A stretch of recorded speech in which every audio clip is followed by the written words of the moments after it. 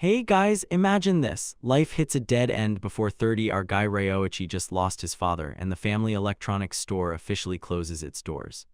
He stands before his father's altar and feels like complete crap because he couldn't keep the dream alive. Now he is just another unemployed guy in this tough economy. He literally bows before some man in a suit for a job and gets rejected as if he were a nobody. None of his friends call back, and his social life is a total desert. His phone now feels like a paperweight because the number no longer even works.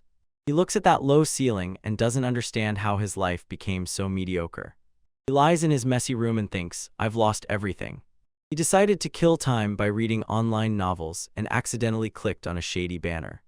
Suddenly, a message pops up on the screen. Do you want to transfer to another world? He thought his schedule has no free time anyway, so why not? And suddenly, the site starts bombarding him with detailed questions about fantasy cliches like ogres and elves. In this survey, there are over 100 questions, and he already feels how this routine is exhausting him. Finally, he pressed the send button. Suddenly, the doorbell rings. A guy named Kami Shurahito is standing at the doorstep. The main attraction was the incredible cast of moms, these charming older women. Ryoichi asks, is he a salesman? The guy tells him that he is here to immediately confirm his relocation to another world. He hadn't even blinked when they were teleported to the very heart of a huge forest. This is the world of Starlia, says the man with a quiet smile. There are real monsters here, even this funny-looking slime. The slime tries to attract attention, but the man in the suit destroys it with a single magical blast. He smiles and tells Ryoichi that magic is simple and offers to teach him. Just imagine, our guy surprisingly masters a spell called Magic Hole on the first try. The next day, they finally sit down at the table to seriously make an action plan. Ryoichi understands this is a one-way trip. He will not return to Earth. If he refuses the deal, that guy will simply erase everything that happened from his memory. Wait, there's also a cheat catalog here. He gets a chance to choose 4 divine class abilities, and with them, his new life begins. He can master legendary techniques without any usual training. There are even gifts of the gods in the inventory. Supposedly, the supreme god himself literally weaves tools for the chosen ones. The man in the suit told him to choose his bonuses and added that he would return in 3 days. Ryoichi took one last look at his old shop. He visits his old school and local shrines to silently say goodbye. He grabs the last bowl of ramen at his favorite place. The shop owner recognizes him and says, "Long time no see, brother." The old man gently gives him a few simple pieces of advice on how to take the next step in life. Life is shorter than I thought, realizes Ryoichi, chewing a few free gyoza. He walks along the shining streets of the city, absorbing its atmosphere. This is his last farewell to the old reality. He stands on a hill above the city, ready for change. Suddenly, a huge flash of light exploded on the horizon. He signed the contract. God tells him that he has no specific mission, so he can live however he wants. Ryoichi chooses production skills because he truly understands how tools work. He decides to make his build truly unique. He fell into a new world and immediately encountered several weak wolves. He activates his God class rating and realizes that he will be taken down if he is not careful. The pack lunges at him without any hesitation. One wolf really bites into his shoulder and a complete bloody slaughter begins. "I will not die," he shouts, activating his magic. He scatters the wolves and begins to catch the rhythm of the fight. His God class body instantly started healing those deep wounds. He finishes off the leader with a powerful kick to the head. He has risen to a new level and feels his physical attributes instantly increase. He scoops up the loot and checks his universal map. He is currently standing right near a place called East Village. At the gate, a guard stops him and asks to show documents. Ryoichi does not have any, so he has to lay out 3 silver coins to enter. Fortunately, all his Japanese assets were converted into local currency. This amounted to 10 million yen. This is a huge stack of silver coins. He enters the village, and the locals do not look away. He is covered in wolf's blood. He needs to find an inn and settle there before he attracts more attention. At the tavern, he is greeted by a sweet girl named Mari, who simply loses her head over his clothes. He speaks this language perfectly, but realizes he still cannot write it. He pulls a fresh set of work clothes from his inventory. The family at the inn froze and could not believe their eyes. His ability to store top-level items stunned them.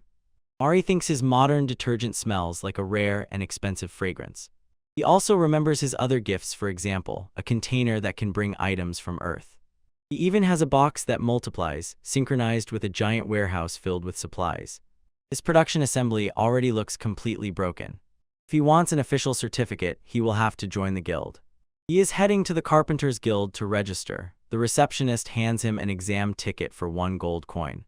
He warns him the chance to pass is only 40. The burly chief named Gio mockingly pointed at his skinny arms and called him a loser. In the first trial, he will have to split a log with a massive axe. The axe is insanely heavy, it is hard to lift.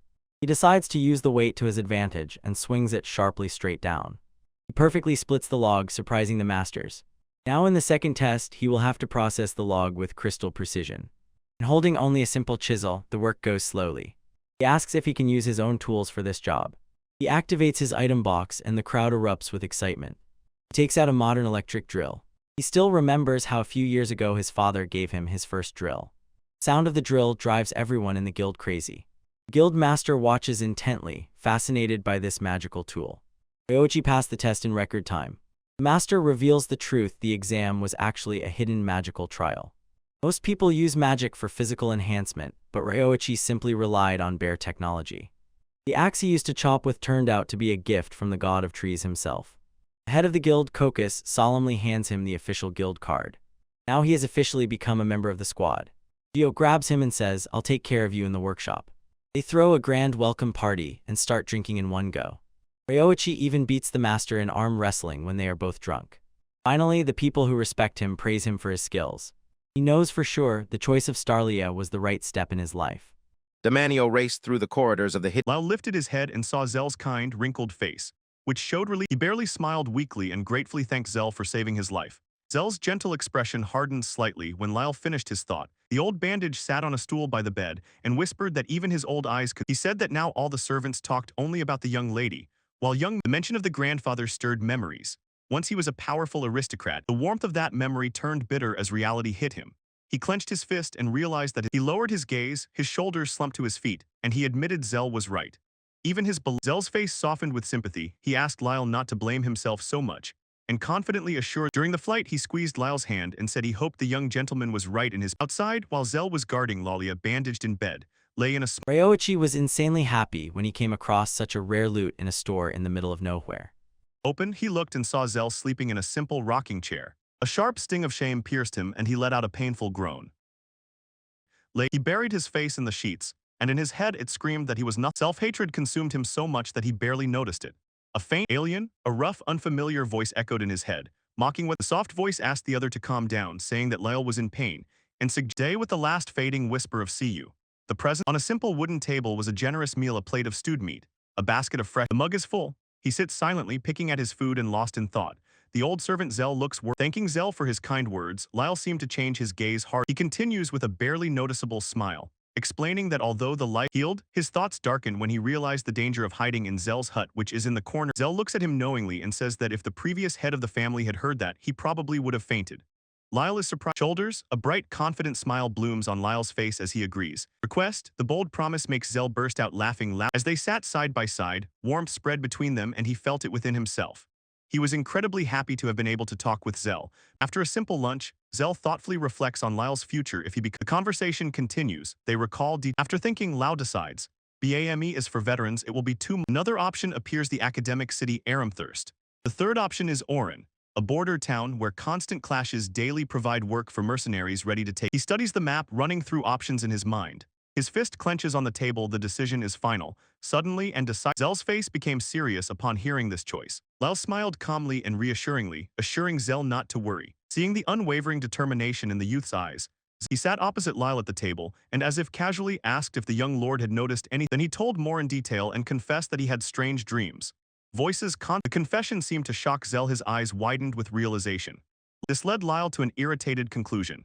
He grimaced, wondering if he was cursed. The old man's face blossomed into a knowing smile as if confirming Lyle's thoughts. He said he was. His light surprise made Wade laugh sincerely under the full moon. He noticed that for some reason Lyle looked A little later, Lyle stood ready for the journey in sturdy travel. He took the pouch, his eyes widened at the unexpected weight. The jingle of heavy coins rang out, and Lyle immediately tried to refuse, but Zell insisted. He firmly placed his hand over Lyle's to stop him, looked intently at the young master, and stunned by the old man's generosity, Lyle just swallowed and froze in stunned silence. While Zell, on the contrary, he agrees to take the supplies and says he will repay them. Standing in the doorway, Zell simply replies that he is glad to hear that. The old man explains. He is simply grateful he fulfilled his promise and lifted the last sorrows from his late master. Lot looks around, embarrassed, and cannot understand what promise Zell gave to the grandfather. Zell responds by pulling out a long, narrow box. Inside shines a stunning ornament, and he says that it is a family heirloom entrusted to him. His eyes widened in shock as he held the heavy, exquisite pendant in a glove, and cannot understand what in his hand. Suddenly it dawns on him, a drop of sweat gleams on his temple, and he realizes this is a gemstone. Zell confirms his suspicions and explains that this precious stone has been passed down. The gemstone is a device that records a person's refined skill, a true gift of the gods. In the distance, Zell's memory drifts to a conversation with Lyle's father. Nearby stood the young Lot. His voiceover sums everything up with a chilling thought, looming over the ominous image of the series. Zell confirms that he decided to keep the gem for himself, but acknowledging that it's not his place to decide, insists that Lyle's next to him, feeling the full weight of this gesture. He accepts and declares that the family treasure. It's decided, the matter is settled, and the door to the street creaked open himself, but opening the door, he steps out, looks back at the old man, and solemnly promises to return someday and repay him for everything. He finished and made the last wave. Zell responded with the same gesture with a warm, knowing smile and said he would eagerly. After so many matters, Zell leaned back in his rocking chair and thought that the boy still had a lot to grow, but felt deep relief as if the burden he had carried raised. Meanwhile, Lao walks alone, thinking about his future. Despite everything will be fine. His path leads to the freight yard, where he approaches a man with a horse and cart, and the man strangely begs the horse the right of law. The coachman considers the request. He agrees to take Lyle to the next town, but interrupts. He laughs mockingly, calls Lyle Mr. Unarmed Warrior. Then Carter admits he is looking for a guard and makes a counter escort to prove that he is not just an unarmed warrior. He conjures a Lalik agrees and sighs with relief. He managed to get on board without spending Zell's money. Striding broadly. Before Lyle could comprehend the question, a firm yes cut through the air. He turned and saw behind. She steps forward and directly refutes the merchant's assumption loudly, and without hesitation she says that it is truly Navam Fucks. She waited, fully. Suddenly, an old memory surfaces in Lyle's mind. He recalled a conversation. He remembers her name, Navam Fucks, and how, although he was cold to her, she always smiled at him warm. The memory fades and recedes, giving way to the present. On the outskirts of the Vice Zone, a pair of covered wagons slowly moves along the. In one of the wagons, the ride is rough. The wagon shakes and rattles over uneven terrain. Navam sits quietly and reservedly, and he draws her attention, breaking the silence. "What are you doing here?" he asks in a direct voice. Nova meets form. She rises slightly from her seat and the wooden bench creaks. "It is my duty," she says simply. "My role is to." His surprise quickly turns to irritation. "Navam, just go home, okay?" He pleads, his voice tense. She is not moved at all by his arguments. "On the contrary," she replied, looking straight. Their tense exchange is suddenly interrupted by a cheerful whistle. The merchant Carter leans back from the driver's seat with a broad smile. The merchant simply turns back to his work, holding a small pouch, and mutters to himself. Lyle continued to plead desperately, his voice hoarse as he tried to make her expression remains calm and unwavering despite his words. She calmly says that even so, she will still follow him. Her steadfast confession confuses him. He stammers, a blush spreading across his cheeks. He stutters that he is not. He exploded with a furious statement, saying he was happy to be free, boasting that he would become an adventurer. Her logic seems unshakable. He's still sitting in the back seat of the carriage, he looks at her, completely stunned. Family treasure. The news pushes him back into the carriage, his legs fidgeting nervously. He shouts in disbelief. He leans back and mutters under his breath, unable to shake the thought that she is definitely loved. He even calls her a damn spoiled nonsense. But his muttering was far from private. He suddenly turns his head. He turned his suspicion to Navam and irritably asked if that was her voice. She, with a Squad is finally ready to set off. They seem like an elite team ready to go on a raid. The sharp rumble of the machine's wheels was too much for him. He sprawled on his back amid the cargo and calmed Navam. Behind her, Monica loudly warned, "Be careful. Their opponent has incredible strength." Maniana looked Anxiety. Suddenly his thoughts were interrupted by disembodied voices in his head. One, resembling his father, sarcastically mocked his difficult situation. Suddenly he jumped up sharply and with a frightened scream said he definitely heard voices. After the emotional outburst, he staggered, barely keeping on his feet. A terrible thought crept into him. He brushed off the experience, deciding it was nothing. When their cart approached his rather large town, it seemed to him that he was simply much more tired than he thought, and that their search for lodging led them to an inn. But as soon as they approached the counter, Lalik exclaimed, "Available?" The innkeeper waved off, explaining that at this time of year they have, for the sake of the law. He handed over the key and suggested a nearby pub for dinner, because he froze embarrassed while an invisible person thanked Novum and said that her actions were. Sitting down at the table in the noisy tavern hall, he turns to them. Still puzzled. The castle. She meets his gaze with gentle understanding and, brushing off his anxiety with a soft ah, tells her, but her words barely quiet the invisible choir in his head. The voices of ancestors. Lyle pushed back, eyes wide open in shock. The voices returned, and chaos grew in his head. The ancestors argue. One says that it is his suffering is palpable in the air. Navam leaned closer, looked worriedly. Sitting at the table in the tavern, his thoughts raged around one terrifying question. His inner panic abruptly ends when a waitress approaches, and politely the waitress asks if they want something to drink. Navam takes the initiative and inquires if there is still a special dish of the day. Completely calm, she orders 2 dishes of the day and asks to serve hot tea after the meal. Lao, overwhelmed, Novam turns to him, trying to draw him into conversation, and says that the special is chicken and it is worth waiting for. His evasive answer unleashes a new avalanche of reproaches from the ancestors. One voice coughs and asks if this is really called the heir of the count. A wave of fear and anticipation of inevitable trouble washes over Lyle. He sinks into despair. The force of the blow threw him back, his body bent from pain. He could not. He sits on the edge of the bed, confused, when Navam enters with 2 buckets and says she brought. She smiles and says that there are no bathtubs in this tavern. Navam clarifies that although continuing to explain, she begins to rub his back with a cloth, and adds that while she works, Novan says that since he has silver, it must be hard for him to manage without a proper bath. When she objects, he explains that in the coming days money will be worth its weight in gold. So, hearing his brief argument, Navam suddenly understands everything and exclaims that she sees what. After washing, feeling fresh, a rough but not angry voice sounds in his head telling the rascal to go wait outside if he is done. He begins to dress, and Navam says she will wash his underwear and leave it to dry. He freezes. At his question, Navam nervously fidgets, a blush slowly creeping up her cheeks. Suddenly understanding overwhelms him as Novan politely apologizes. He leans against the wall near the enrun doors. Building, when Novam was preparing to bathe and stood with her back to him, he quietly asked her about the voices and confessed that they Suddenly a wave of fatigue overwhelmed him. He remembered the same voices in Zell's house and realized that this was. In the deepening darkness of his mind, a new voice sounded authoritatively. So here you are, finally. Suddenly the voice snapped him out of his stupor. His eyes opened in wild surprise instead of the inn corridor. He found himself alone in the middle of a huge round hall. In the center, a round table with. In a moment, the empty chairs were filled with 7 formidable men, all looking at him disapproval. He recoiled, stammering in disbelief at their sudden appearance. Just a second ago, I was completely alone. He was busy. His mind could not comprehend the impossible. One moment, he was on the edge. A sudden scream made Lyle flinch in the strange ethereal space. He found himself confused. He looked over his shoulder. The scene unfolds. He stands before a large round table, behind which sits the ancestor. Relentlessly pours out reproaches. Listing Lyle's recent humiliation, he slammed his fist and roared that he was ashamed to have such a descendant. Lyle, while the accusation hung in the air, a rustling, he exclaimed, disbelieving, Grandfather turned to the rest of the spirits and shouted sharply, asking if they had a. The masked ancestor roared that of course they had complaints. That another ancestor, a man with glasses, calmly assured Lyle. Following the founder's example, another spirit spoke. His voice, the joking ancestor winked and interjected. He called himself Slay Walt the third. Next in line was the man with glasses. He adjusted them, introduced himself as Marcus. Next they named a quiet, stern man with closed eyes, Fredericks Walt, the 5th head of the family. Finally, the introductions continued. A rough, bearded man. Finally, a familiar face cleared his throat. Lyle's grandfather. He says that here they honor the wind goddess Sylphina. I explained in detail to the defeated Demonio. The unfinished curse mark. Rod's voice did not cease. Because of this amazing ability, the item deserves a new. The revelation hits Lyle like a blow. His eyes widen in shock as the spirit of the 3rd head, Slay Vault, addressed him with a self-sat. Lau exhaled with relief. He was not going crazy after all. His outburst was met with instant contempt from. The disputes did not cease. Fanes, the 6th head, tried to calm them down, waving them off, saying, let's drop these petty. Then Slay changed the subject and said, although he was sorry that nobility was a man, he continued diving into memories.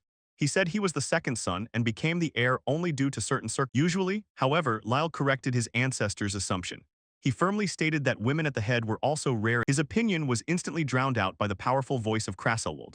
The 2nd head said that, stunning, Lyle looked at the spirits and realized that his grandfather Broad was the young. Frederick's memories gave weight to the accusation. He remembered that Broad's son Meisel, once in the spiritual world, Lyle's grandfather Broadwalt, digests this revelation and he continues, confessing that he does not know all the details. When he speaks, his bare foot presses against the ethereal floor. He tried to explain, calling his younger sister perfect in everything. Her magic, academic. Around the majestic table, 6 more ancestors listened to this story, their faces hidden. The explanation causes embarrassment. The 2nd head, Krasselwold, looks completely puzzled and seems to question. This surprise faded before the anger of the founder Basil Walt exploded, loudly clapped his hands, and thundered at Lyle. Embarrassed and stumbling in search of words, he explains what he meant. Everyone simply gravitated toward her. Puzzled, he recounts that at first his parents were not cold to him, but when he turned 10, everything in the house seemed to change. The 4th head, Marcus Walt, intervenes with a calm, analytical question. Does Lau mean that every. Marcus glances at Lyle's grandfather, addresses him as the 7th head of the family. He perceived Lyle's words as his own thoughts. A series of names buzzed in his head.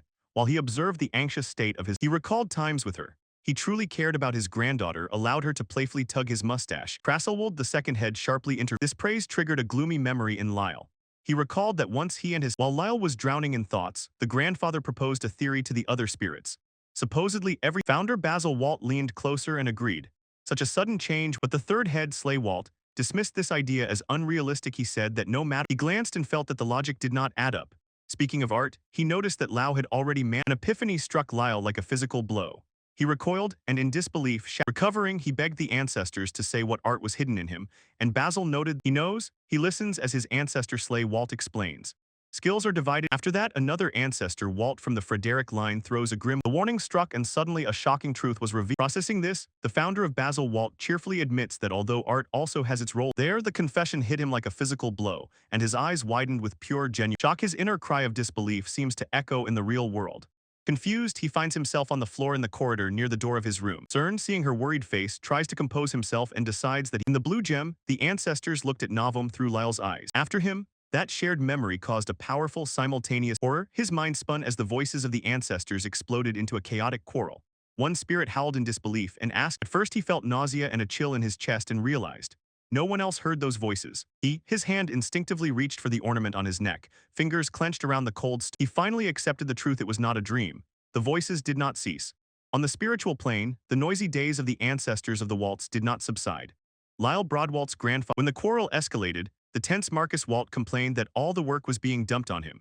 Slay continued to tease his son, saying that his glasses were perfect for the role of facilitator. Resigned, Marcus adjusted his glasses, which flashed sharply, and proposed. The chaotic scene of the ancestors fades, and Lyle Walt tosses in his sleep, sweating and anxious. His anxious dream recedes, and bright daylight breaks through before his eyes opens a sunny town on a. In Remorant, Novum Futch shouted to Lyle, "Look at that huge stone." While Tern wondered what it was, finally she explains, "Here in the land of Remorant, Lord Slay." At that moment, the spirit of Slay Walt himself appears, his face in complete shock. He mentally questions the inscription on the. The confused spirit appeared right behind Lyle. He gasped and recoiled from shock. Novum, not noticing the ghost, he just stared in disbelief, watching his mana dry up before his eyes, and the spirit of Slay's heroic pride quickly rotted and turned into gloomy outrage. He muttered that it would have been better if such a monument had never existed at all. Listening to the spirit's cry, Lyle bitterly realized the official reports about Bansium. While behind him the spirit of Lord Slay sighed sadly, Novum turned away from the monument with hope in her eyes. Seeing that he still doubted, she clenched her fist with determination and whispered insistently, "Believe in yourself." Their journey continued, but plans soon went awry. After hearing the story of a traveling merchant, they Eureka set the stakes for a high-risk punishment game. But not everyone liked this change of plans. Novum checked the information and insisted they act. Laugh could not help but grumble to himself. After a few days, the carriage finally stopped. They arrived at Darien. Standing on the balcony and looking at his moment of peace was short-lived. Nearby, the spirit of Slay Walt materialized. He swallowed hard, a drop of sweat slowly trickled down his temple, and the voice of his ancestor Basil thundered, full of disapproval. "Is this now called education?" Slay insisted fervently that since Lyle was expelled, he could no longer be naive. Now the conflicting advice left him silent and gloomy. Noticing this, shaking off melancholy, he firmly grabbed the strap of the bag with new determination. Agreed. As they walked, a man in leather armor approached. Adventurers, confused but sharply asking where the guild was. People, the man simply smiled and pointed them to a huge building further down the attitude. After the pair walked away, the woman with their gruff companion Ralph sharply interrupted the moment. Teasingly, Lyle and Novum approached the majestic multi-tiered building of Darien. Begins. As soon as they step inside, they are immediately overwhelmed. In the noise, Novum explains the guild's plan. The bustle, he and Novum lift their eyes upward to the balcony of the second floor. Around them, reaching the second floor, they examine 3 reception desks. Novum jokingly notes that when Lau hesitated about which queue to join, the voice of Grandpa Broad on the left, immediately other ancestors begin to express their opinion. The elf literally eats crumbs, and Marlowe sincerely offers to share her portion. The logic impresses Lyle. His eyes widen as realization dawns on him. During work, seeing how his expression changed, Novum spoke up. She admitted that the man in Novum approaches the counter. The large receptionist raises his head, exudes greetings. The strength of his presence shocked Lyle. He broke out in a sweat from nervous. Having left the Adventurers Guild onto the streets of Darien, Lyle sighed long and wearily. As they walked away, the burly receptionist confidently gave them a big thumbs up. Novum said that Mr. Hawkins, he went further, feeling the weight of fatigue and blaming the inn. But as soon as Lyle entered the inn, he was immediately drawn into the spiritual world of the gem. The founder begins the interrogation, asks Lyle to confirm once again that series has. Basil thoughtfully reflects on the description. I will add, since she changed proposals of hand and heart, the ancestor sharply turned and asked Lyle if he knew the historical figure named. Basil scratched his head, irritated by this conclusion, exclaimed that the information was presented carelessly, and he explains that he was born 50 years after the founding of the Kingdom of Bansium. At 10 years, he begins the story and explains.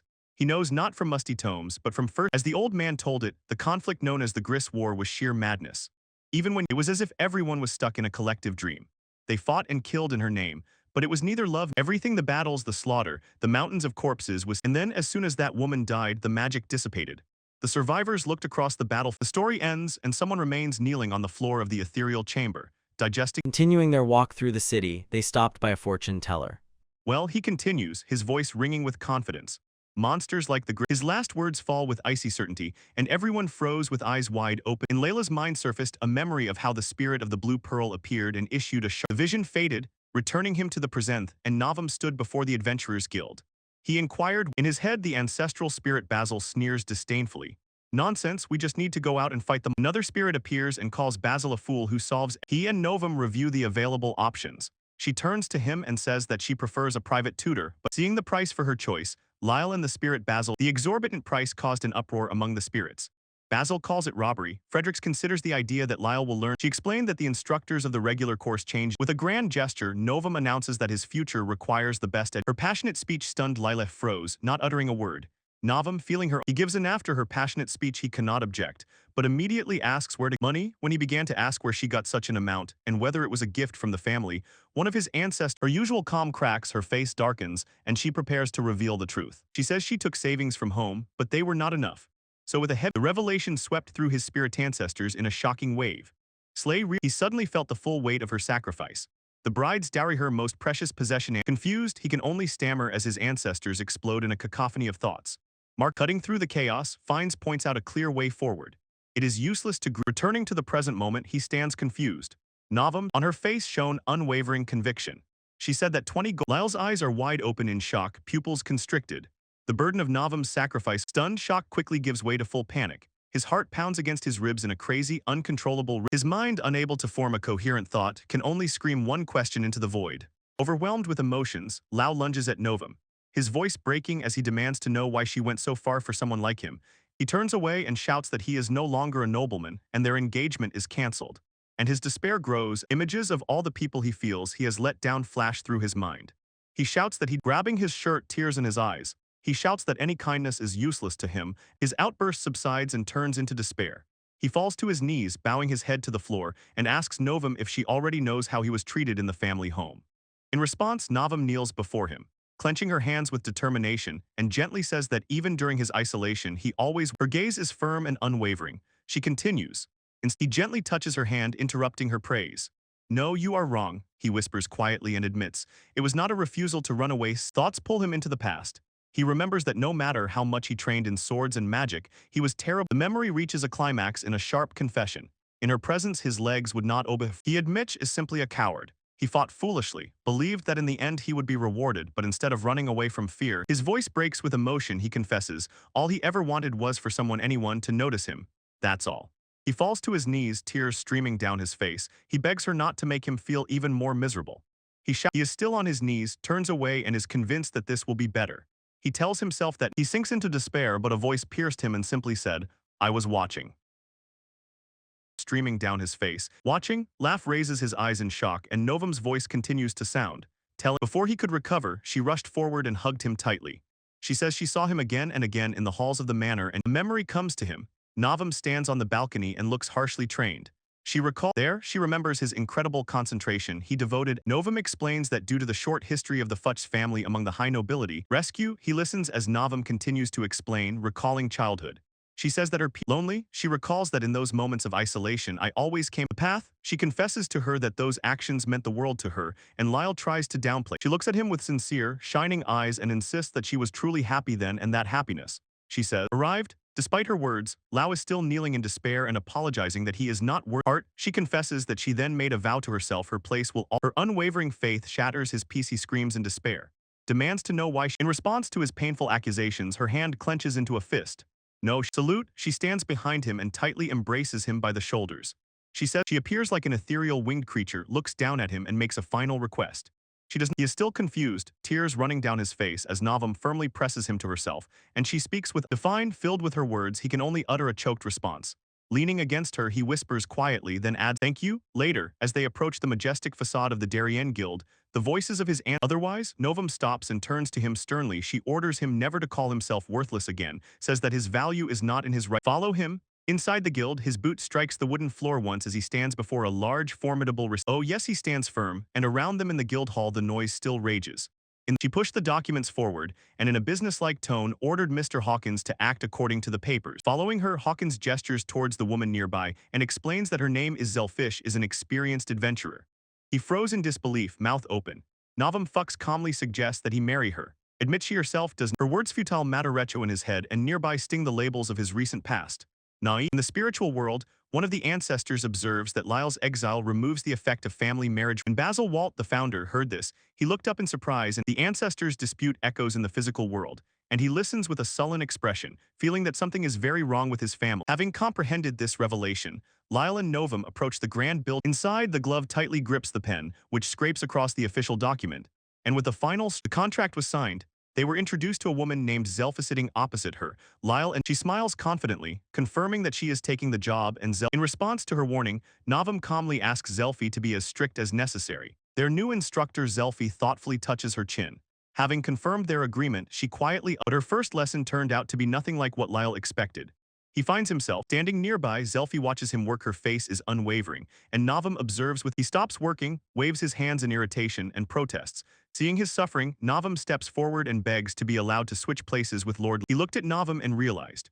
Once she was a protected aristocrat, and when he resumes work, Zelfi's voice soars over the city view. She reminds him that everything inside the blue jewel, his ancestors flare up in dispute. Slay Walt insists that if the goal, cacophony of voices grows in his head. One ancestor enthusiastically claims that belonging to the modern. His head spins as the voices rise to a feverish peak. The spirit. He falls face first into a puddle of mud with a loud splash. Zelfi and Navam watch, and suddenly the voice of one of his. Again, lying in the mud, he hears the cacophony of ancestral voices unceasing. Only observing the scene, Zelfi smiles and notes that Lyle's endurance. And so his exhausting training continued.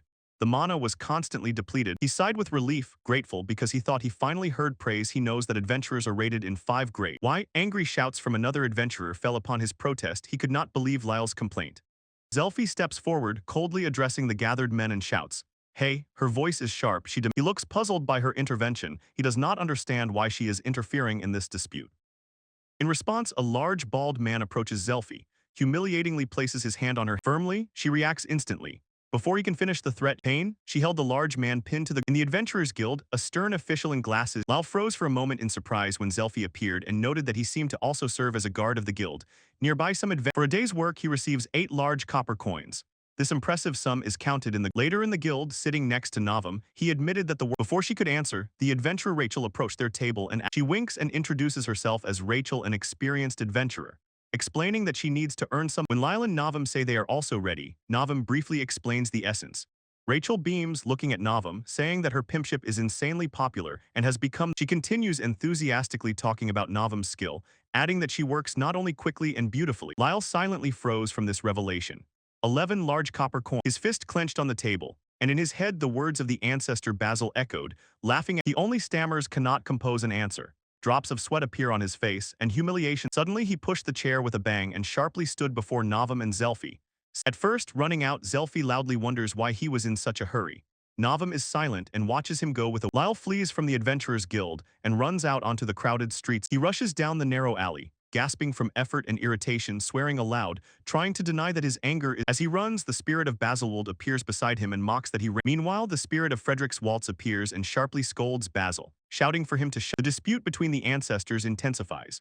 Broad, his grandfather, defends him. Marcus throws a. Basil's voice cut through the chaos, barking at that snotty kid on whom their skills are wasted, and ordered him to finish. Silence? He screams in despair, demands to be left alone, and with all his might throws. The precious stone hits her right on the head with a dull thud. She exclaims. She rushes to him, ready to give a sharp scolding, but freezes. Not another word. She casually throws the family relic back, and he reflects of preciousness. Then the girl shows her family treasure a dark stone. He quietly admits to himself that this is also an heirloom and that he simply lost. Jam, she continues, and tells him that he is lucky to have her. Anyone else could have. Lyle sincerely apologizes, realizing that he could have seriously hurt her, and seeing how confused he is, she calls him with a new proposal. Let him go with her back to the shop where help. He hesitates and admits that he has little enough. He hesitated. Everything became too sudden. Voices of ancestors whispered anxiously in his head. Better, as if already having his consent. She cheerfully announces that he is fine. Mean, she replies briskly. Oh, raising a finger to her lips and coquettishly asking if she really. In the crowded city square, the air sparkles with almost tangible. The source of this atmosphere became clear. Several women nearby in revealing clothing simply. He was still burning with excitement when Arya, shocked, suddenly exclaimed. Gathering herself with a confident smile, she introduces herself as Arya Lockwood. Stunned, the ancestors' response was immediate and explosive. Basil and Broadwalt both roared in unison, declaring that there was no doubt she was a descendant of. When another ancestor asks who Alice is, he sees that Walt is watching intently. A memory surfaces for Walt, and quietly he realizes. Basil, enraged, points at Arya and shouts for everyone to look at her after all. Meanwhile, in another part of the city, Navam, Futch, and Zelfi were sitting at a table. Zelfi tells about a recent incident. Upon learning that Navam earns more than him, he ran away in tears. But after a few, she continues reporting. Already the next day, Laugh began inviting men from Rachel's squad to go. The conversation continues. Zelfi leans forward and directly asks Navam if there is physical intimacy. Navam calmly, with a soft smile, explains his status. I am his ex-fiancé, and this revelation stuns the whole. Rachel's shock instantly turns into wild excitement. She catches her breath and demands why. Seeing how her friends exploded with emotions, Arya apologizes for the commotion. Zelfi remains confused. She does not understand why Lau would betray Navam. She is beautiful, with a great personality. Night falls, and in the cloud-covered sky, the moon hangs like a sickle. Under the cover of night, leading Rondo and Ralph along a cobblestone street in a night. While they were walking, Rondo sincerely thanks Lyle and admits that he was too ashamed to. They arrive at the place, a building with a bright sign depicting women in bunny costumes. Open, a row of women in identical uniforms stand in the doorway, with Arya at the front, greeting the group returning to their His impatience was immediately rewarded. The waitress, apologizing for the delay, placed before them a luxury. They did not waste time. While Lyle and Rondo savored their desserts and passed spoons to each other to taste, Ralph, the new arrivals were not dessert lovers at all, and the room filled with a palpable sense of trouble when Rachel. While the tension between them did not subside, Arya's voice quietly explained to Navam. The cafe is known. Lyle, completely confused, could only guess what was happening and what it all. Lyle, in a panic, tries to drown out the fierce voice of his ancestor, the first head. The ancestor's voice boils with anger again. He calls Lyle a fool for possibly making things worse, and insists. Watching the fuss, Selfie smiled to herself. She likes that sweets save a bad mood. She grandly introduces Novum, Rachel, and Arya and announces that the men pay for the evening. Later that night, when Arya grumbled because he left her a cake, Laugh thought about the day. Standing near the building under the crescent moon, he hears Novum's voice cutting through the silence. She calls Lord Light. He shuddered and turned around, and in his head his ancestors exploded with chaos. Slay calls Novum the source of all. He held his breath, waiting for a slap. He knows he decided to hide his trips to the shop. He froze in surprise. Instead of getting angry, Navam extended a silver coin. Lyle fell silent. Navam says she does not want to strain his friendship with Rondo and Ralph and he stood outside under the night sky, shame bubbling in his chest. He would rather have received a slap in. His despair seemed to echo in the spiritual plane where a heated argument was raging. Here Walt, the sixth head, pointed. Dude, the accusation rang loudly across the huge table where the spirit. Lyle, completely confused, said that as far as he knew, the Walt family never had ties with the law. He slammed his fist on the table with a loud bang. Wrong. When the story began, Marcus pressed his temples with his fingers ahead. The entire crew is horrified. They scream, watching their comrade fall. That revelation stunned the other ancestors. For a moment there was silence. Marcus, completely exhausted, finally spoke the absurdity of it all. Cressel, the second head, shouted that a single mistake in that plan would mean they would all cease to exist. At night his fanatical speech about fate was interrupted by the calm, piercing question of grandfather. He let the silence hang in the air, then announced that he wanted to. He grumbled, then declared that the founders' lost love had nothing to do with it. Their true purpose in this spiritual. That word struck Lyle like an epiphany. Art. He thought, suddenly realizing that these mighty. When his grandson slowly realized this, Broad clearly got irritated and muttered that they never shut up. Marcus, the fourth head, explained that in Lyle's current state he first needed to master the founders. His resolute refusal rippled through the room. Slay, the third head, burst out laughing. He was amused that shock. Broad Volt exploded at Basil, sharply demanding that he stop sulking. He reminded him that the fastest way to solve CERN. His defiance turned into a childish tantrum. Basil, adults, chaos finally broke. Lyle, he shouted at both to be quiet. Off, Lyle's eyes snap open. He lies in bed, drenched in cold sweat, and the chaotic cries of his ancestors still echo. Mind, he struggles to sit up, his gaze distant, trying to separate the room. His gaze falls on a blue stone lying on a pillow nearby. He sighs with nightmare. After 3 weeks in the guild, Darian Zelfi addresses Lyle. City. This news caught Novum by surprise. Lyle is also stunned. Zelfi finally confirmed their unspoken desire, and standing before the task in the noisy hall of Darian's Adventurers Guild, the overseer leaned over the table and quietly, her sharp, light eyes narrow slightly as she considers his question. Her thoughts involuntarily drift to Lyle. He is covered in sweat and working hard. She replied coolly that she is just an ordinary adventurer. Zelfi glanced around the room and reproached him for raising the issue of the light. Explosion tore a huge hole right in the golem's torso. The longer the night dragged on, the companion's complaints turned Them, she agrees with a sly smile. She says that the leader addressed the pair setting out on their journey, wished them luck on their mission. The scene shifts to a forest clearing, where a small jelly-like slime trembles on the ground, and he listens attentively as Zelfia explains 2 ways to defeat a slime. She smiles and says it sounds simple but warns. Don't forget, forward, her blade flashed instantly with one swift motion. She sliced Also, when the remains of the creatures splattered on the ground, she landed. Just then Navam notices another slug hiding in the bushes. In response, he swiftly draws his saber. The blade sings as it emerges from the scabbard. As he takes a stance, Zelfia happily notes it's clear he is no stranger to the blade. Ignoring the distracting voices, he rushed forward, and with a couple of quick, clean cuts, he stops as the defeated creatures explode behind him and a loud wonders. Easily watching from afar, Zelfi smiled slightly. She admitted to herself that he really managed, and Lyle pulls a tense smile and thanks Zelfi for the praise, but conflicting voices of he wipes the dripping slime off the blade and nodding says he understood. While she explains, one of his ancestors materializes next to Lyle. Yes, an unpleasant feeling rises along with sudden fight. Hearing the warning, he instantly grabs the blade. The senses scream that He explains that after 2 months of training alone, he hit a plateau. The rustle in the bushes grows louder. Bare, clawed feet rustle in the earth, and from the edge of the forest, a horde of goblins jumped out. Their wide eyes were fixed on City. She quickly assesses their number 8 in front of her and one more foreign Lyle side. Playing, while the comrades fight the main force, her sharp eyes instantly glance to the side. She rushed with deadly speed, the blade slicing 2 goblins in one smooth motion. One was already weakling. His calm refusal stunned both Zelfi and the disdainful ancestral spirit, while Navam as the group made their way through the forest, Lal turned to them with a serious expression and asked her to. Immediately after their exchange of words, a goblin lunged from the path ahead. He ducked under the goblin's furious swing. The mace struck the ground and missed him. As the first goblin fell, Zelfi loudly warned from afar, and Lyle saw 2 more figures. Without stopping, his blade flashed and sliced one goblin. Suddenly it became clear where the reinforcements came from. From the very jewel, Ancestor Basil Walt shouted. Dio rushes at the tank while the rear prepares to pull aggro. He rushed back into battle, noticing only 3 goblins left. One was already engaged in a skirmish with Zelf. The display of raw power shocked his companions. Basil Walt could not believe Laos. Ignoring her offer, he unleashed a fierce whirlwind of steel with one destructive movement. His blade. He delivers the final blows. The cloak twirls and he slides, abruptly stopping amid the halved goblin corpses. When he falls to his knees, Navam hurriedly runs up and asks if he is wounded. Zelfi quietly. She looks at him, her face hardening with assessment. As a noblewoman, she expected that he knew some magic. Her thoughts raced without pause, but what impressed her most was not his magic, but his swordsmanship, absolutely unique. The source of this style seemed a deep, almost vengeful obsession. She recalls being told, he is the disinherited eldest son of the Walt house. Seeing the depth, at first she dismissed him as just another spoiled rich kid needing a reality check. But now, her gaze softened slightly as she looked at him.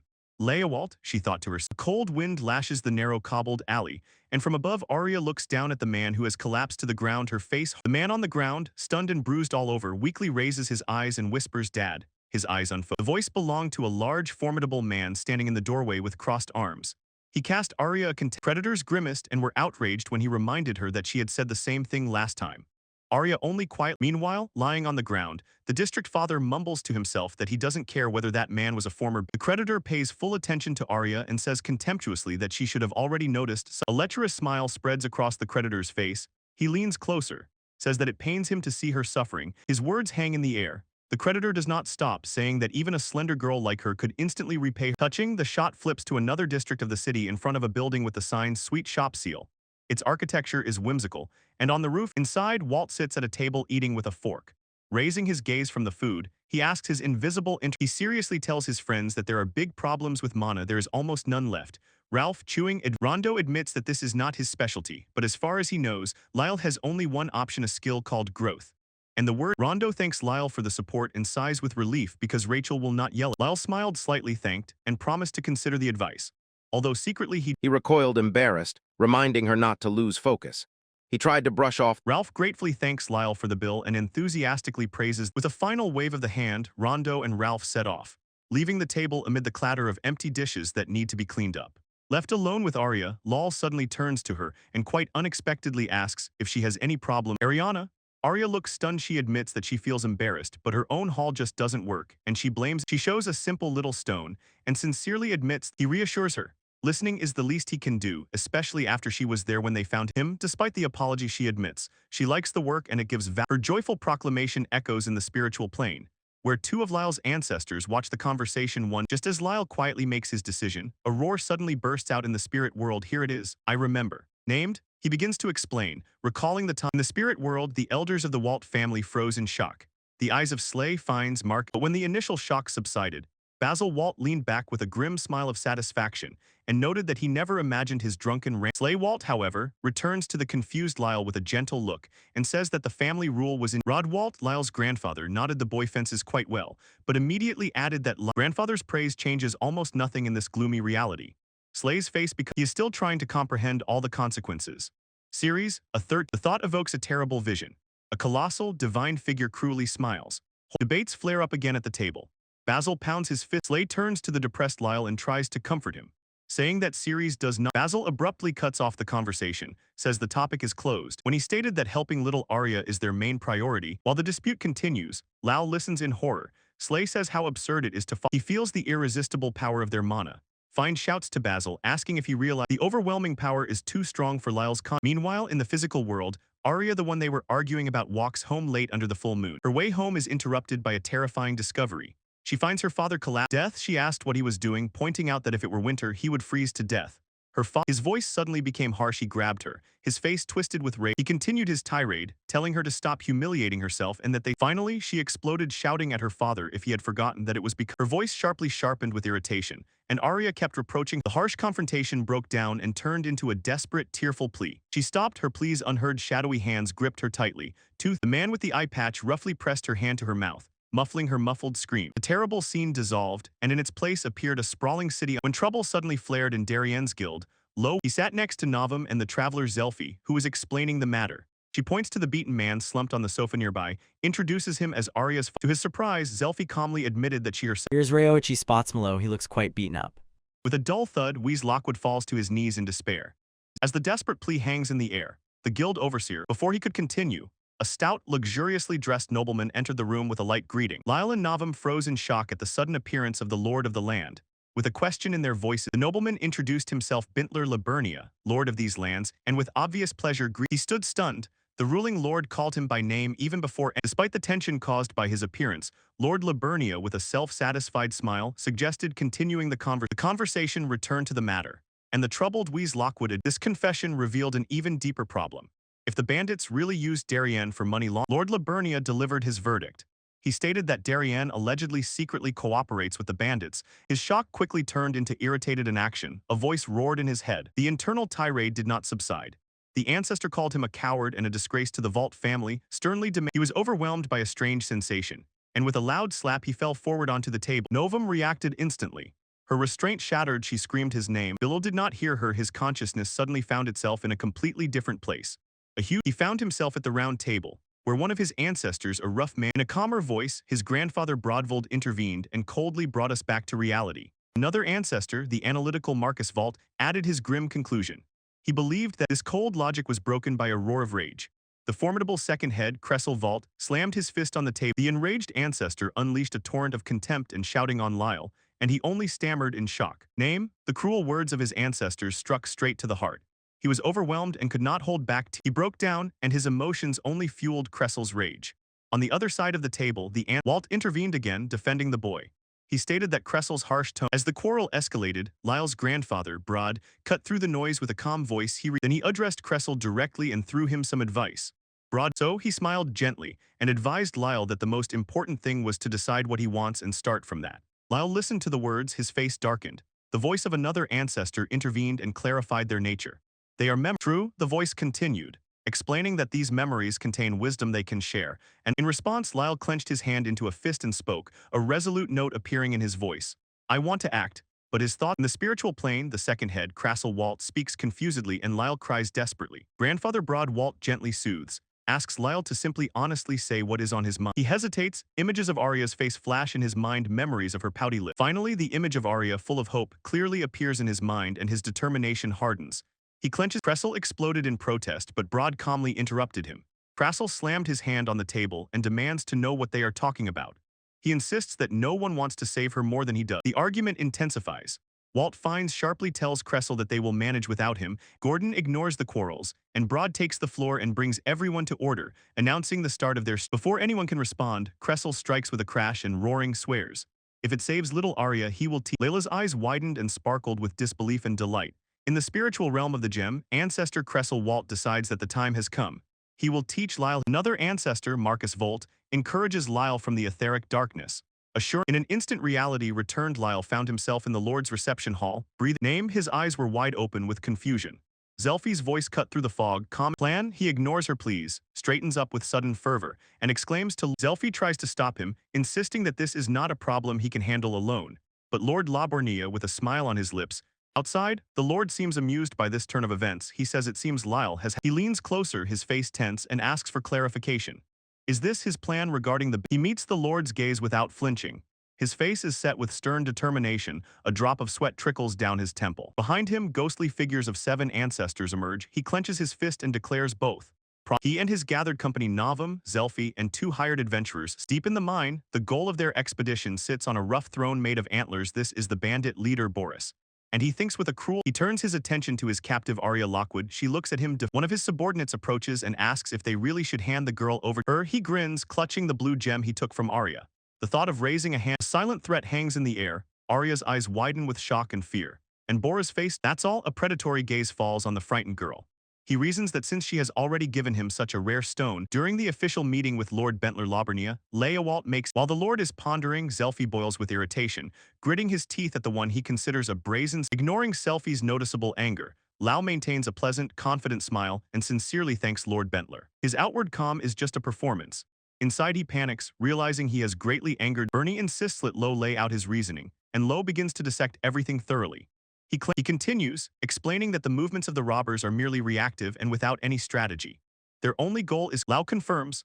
Lord's conclusion is entirely accurate, and adds that Lau stood quietly and confidently, and Lord Labernia suddenly looked at him differently, admitting to himself that confidence in him is like drawing from a deep well of experience. He seems to draw the wisdom of... Having been finally convinced, Lord Labernia smiled mockingly. He said, when the contract is signed, Lau allows himself a moment of confidence. The scene diverts attention from the negotiations and reveals to us the majestic, formidable architecture of the building. Meanwhile, at the abandoned mine on the outskirts of the city, the heavy thudding of running footsteps echoes. The sound grows into a loud bang as the subordinate bursts into the room in panic and shouts. His feverish rush is interrupted by the gang leader Boris, who angrily... The subordinate brings urgent news, but Bora only frowns. He doubts the report, saying he was convinced. There, apologizing for the interruption, the man delivered bitter news.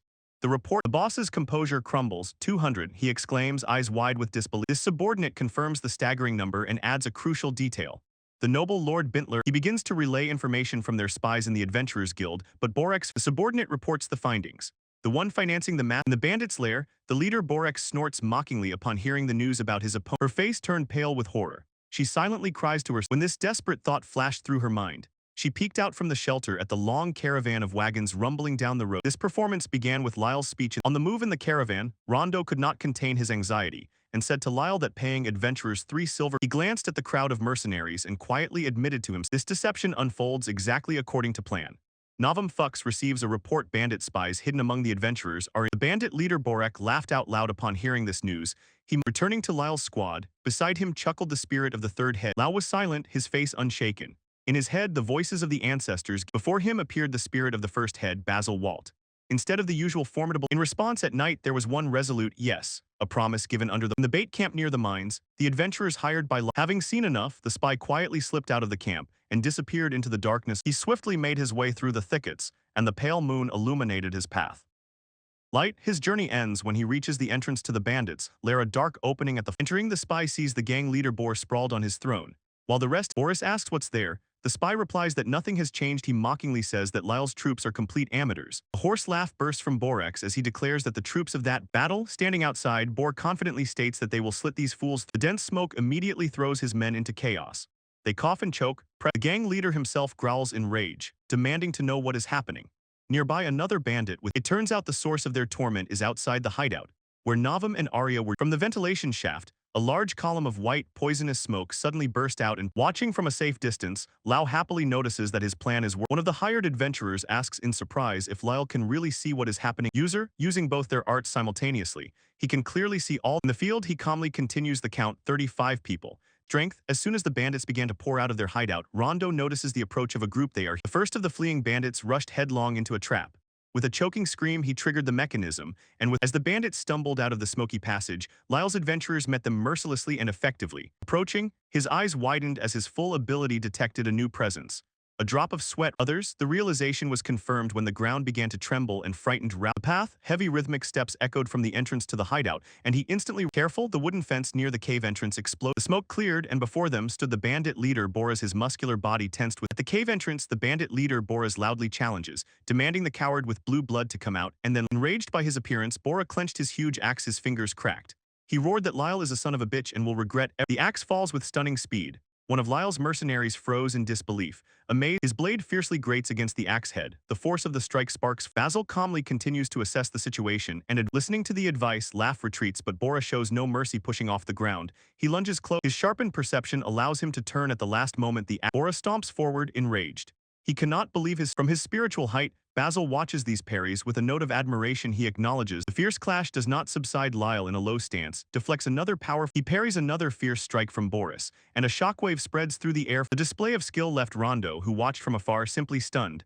He whispered in disbelief. Watching the duel, Rondo recalls his first impression of Lyle. He once doubted the young nobleman's resolve, and Ralph also feels admiration, clenches his fist with new determination, and says he is going into battle. Lyle Break through the last layer of stone with a heavy blow. Rondo nods, accepts the order because he knows it must be so, and Lyle declared that he would fight solo at Boris's with rage, and the bandit Borek's anger boils. He shouts at Lyle not to cross the line, swearing that he will not allow this insolent scoundrel to make a mockery of him. The leather creak. His rage explodes in a dazzling flurry of blows. Bora's weapon becomes this. Even his Boras throws all his strength into every swing, and he easily deflects them. The gang his weapon blazed with a fiery halo. The bandit leader roared and charged. Bandit leader Boris jumps high into the sky, his heavy axe carving a wide arc. As he falls down, the attack almost hit Lyle. He dodged at the last moment, and from the edge Zelfi shouted his name. Despite the danger, Laugh stands firm. A drop of blood on his cheek is the only sign of how. While Zelfi's accusation hung in the air, before the stunned Novum materialized a shimmering the spirit's face softened into a gentle, soothing smile. He speaks with reinforced by the spirit's words. Novum becomes even more determined. She looks at Lyle's back, folds her arms, and the bandit leader Boris sees blood on Lyle and laughs, declaring the fight over and boasting that with the neck. Before Boris could react, he vanished into a blurred whirl of movement, and the bandit he instantly appears behind the bandit, sword ready to strike. As Bora, shocked, turns around, the voice of Marcus, the fourth ancestor. Annoyed, Bora waved off this move as if it were the fuss of a pest. He presses the attack, a blurred whirl of movement. In response to the attack, the bandit leader's body began to contort. With a terrible creak, his muscle, the transformation intensifies. Bora's skin flares red. His confidence instantly shattered. The space between them The gang leader swung his weapon in a devastating slash. With a cruel smile, he called it the art of close combat. The strike hits. Bora's weapon, pushed by his unnatural strength, completely breaks through Lyle's. The bandit leader Borek lowers his huge axe with destructive force. Lyle raises his sword to block. The force of the blow threw him. He crashed harshly through the dense underbrush. With a cruel smile, his movement abruptly stopped, and he sank down by a tree in the quiet snowy. He froze, blood dripping from his lips, and the voice desperately shouted for Lord Lyle to get up. The world shifted, and instead of the snowy forest, an unfamiliar. She announced his punishment. To run 20 times around the field thighs, she explained. He was confused and asked aloud where he was. The last thing he remembered, a sudden sharp blow to the head breaks off his swirling thoughts. Before him stands the ancestor Basil Walt, asking him to. Basil corrects himself and clarifies. More precisely, he called Lyle into his room. Meanwhile, he panics, insisting that he has no time and must be sent back before Bora deals with him. Basil waved off his panic, saying that time flows. He watched as his ancestor Basil Walt smiled broadly and raised. Lyle's eyes widened with pure admiration at the prospect. But this feeling quickly turned to surprise. He did speech, his confusion changed to new excitement, and he asked if Basil was serious. As if after an explosion of emotions, Basil led forward through the unearthly landscape. When they stood before him, Basil recognized the building as the house of his childhood. Lyle was loudly surprised, for he drew Lyle's attention to the figure standing nearby. It was his younger self. Lyle, still confused, asked how this related to Basil's second stage of art. The younger Basil nervously fidgeted, as if on guard, when asked what his ancestor guardian was like. The elder Basil the attention of his younger self was fixed on a noblewoman walking nearby. Basil named her Miss. The founder admitted that his driving force was to become a man worthy of Miss Alice. but his ambitions were shattered by bitter disappointment. The image of he watched as the memory unfolded and revealed the commander who took credit for his ancestor. Lao sharply replied that he was not a fool and understood everything. Then asked why Basil's spirit explained that it was this very disappointment that pushed him to go freelance and create a pioneer squad in the wilderness. He began to recall how he took on. Listen, he continued the story about one of those jobs exterminating a brown bear. Creature, Basil's spirit sharply cut off Lyle, pointing out that this was clearly not death. His ancestors' eyes narrowed with grim determination. At the moment of absolute resolve, he was pierced by awakening. A new art was born. This power was called limit, burst the ability to exceed the body's capabilities, and he stood embarrassed, barely understanding, when he was asked how such power could be activated. Use it, the gaze of his ancestors intensified. He explained that since moment, the voice of the ancestors echoed in memory, a resolute command to synchronize with the instruction sounded deep within Lyle. His eyes suddenly opened in shock when Lyle grasped it, the vision shattered, and he found himself again in the harsh reality of the forest clearing. Surprised, Lyle leaned against a tree to steady himself, blood dripping from his mouth and a fresh Lyle's eyes blazed fiercely with an unfamiliar fire. Novum, standing at the edge of the forest. The transformation shocks. A wild spark appeared in his gaze, which even he seems to notice. Opposite him, the bandit leader Boraz feels the air change and makes him shudder, but he only snorted disdainfully. He smiled crookedly, chuckled quietly, and waved his opponent to come closer. His smirk hits the mark. Enraged, Bora bursts into motion and with a roar closes the distance. I will tear off video. When the bandit lunges into attack, the spirit of Basil Volt living in an instant, he applied the advice of the ancestors. The bandit's massive weapon sliced through the air where Lyle had stood just a moment ago. A powerful he unleashes his power. A fiery halo flared around when he activated with an explosive jerk. He leaps into the air and flies over the gang leader's head. And Boris looks up. He descends from above, his fist blazing with wild power as he unleashes a hand-to-hand move for close. The strike hit with the force of a falling star. Lyle's fist cracked against Boria's skull. And this powerful contact, the shockwave from the collision rolled through the forest. In the spirit world, the stunning force throws Borek back. Blood splatters burst from his mouth. Laugh lands with He stands over the fallen enemy, holding the huge axe of Boria and proclaiming his victory. From his plane of existence, Grandpa Lyle Broadwalt watches with pleasure. The grandson cleverly she approaches him with a slight smile and says that he is full of surprise. One of the hired men steps forward and explains that the other adventurer. Hearing this, everyone let out a relieved sigh, and Novum adds even better news. They successfully. When everything was settled, he smiles and says it's time to gather and return to. He placed his hand on the large battle axe that belonged to the now defeated bandit. Sam, a woman who suddenly appeared, responded to his request. Her appearance instantly. After the fight, a young woman in a dark cloak approaches Lyle and his companions. She apologized. Hearing her plea, he simply extends the large axe to her. His hired adventurers look on. His casual dismissal caught her by surprise. She insists that he cannot be serious. Lyle returns with a gentle smile, shakes his head, and says it's all right. He could never. Sophia froze, stunned and speechless, seeing that everything was decided.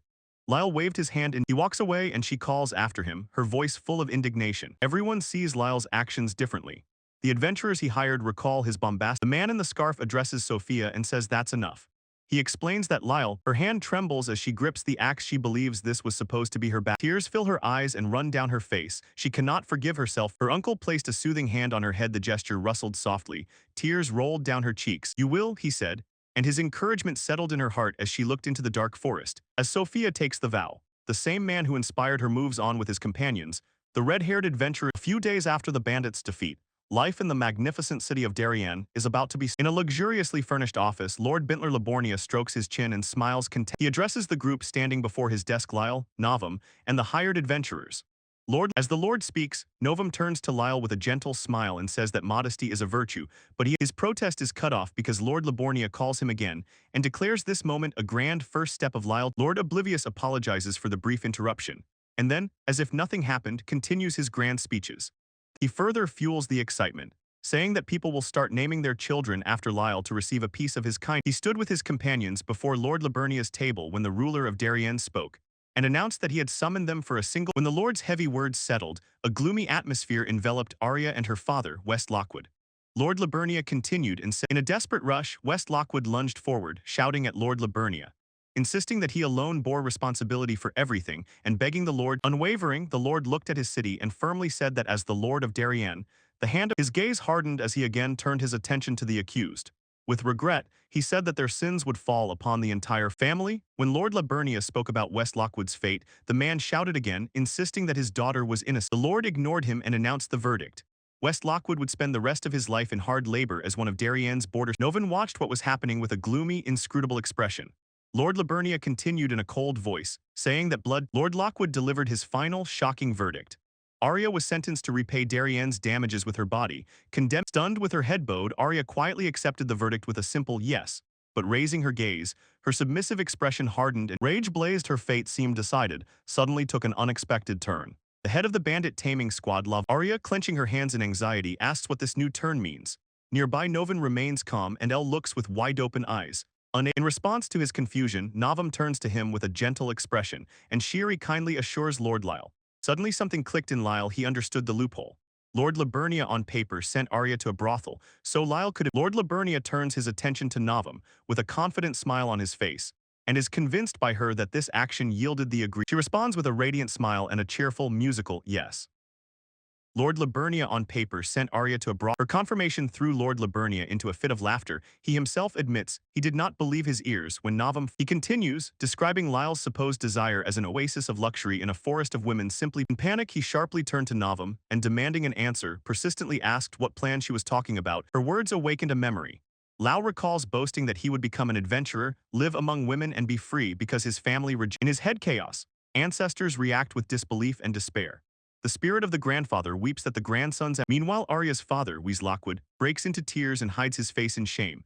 Try, unaware of this scene, stands aside, while Stan tensely stands next to Navam and Arya, his hand clenched into a fist. In his head, gratitude for the help swirls like a whirlpool, and he feels he will never be able to Sophia Laurie, blushing slightly, accepts his thanks and vows to do everything possible, dedicating herself to his care. He is immediately overwhelmed by conflicting voices of the ancestors. One rudely demands to make Arya happy. Novam does not back down.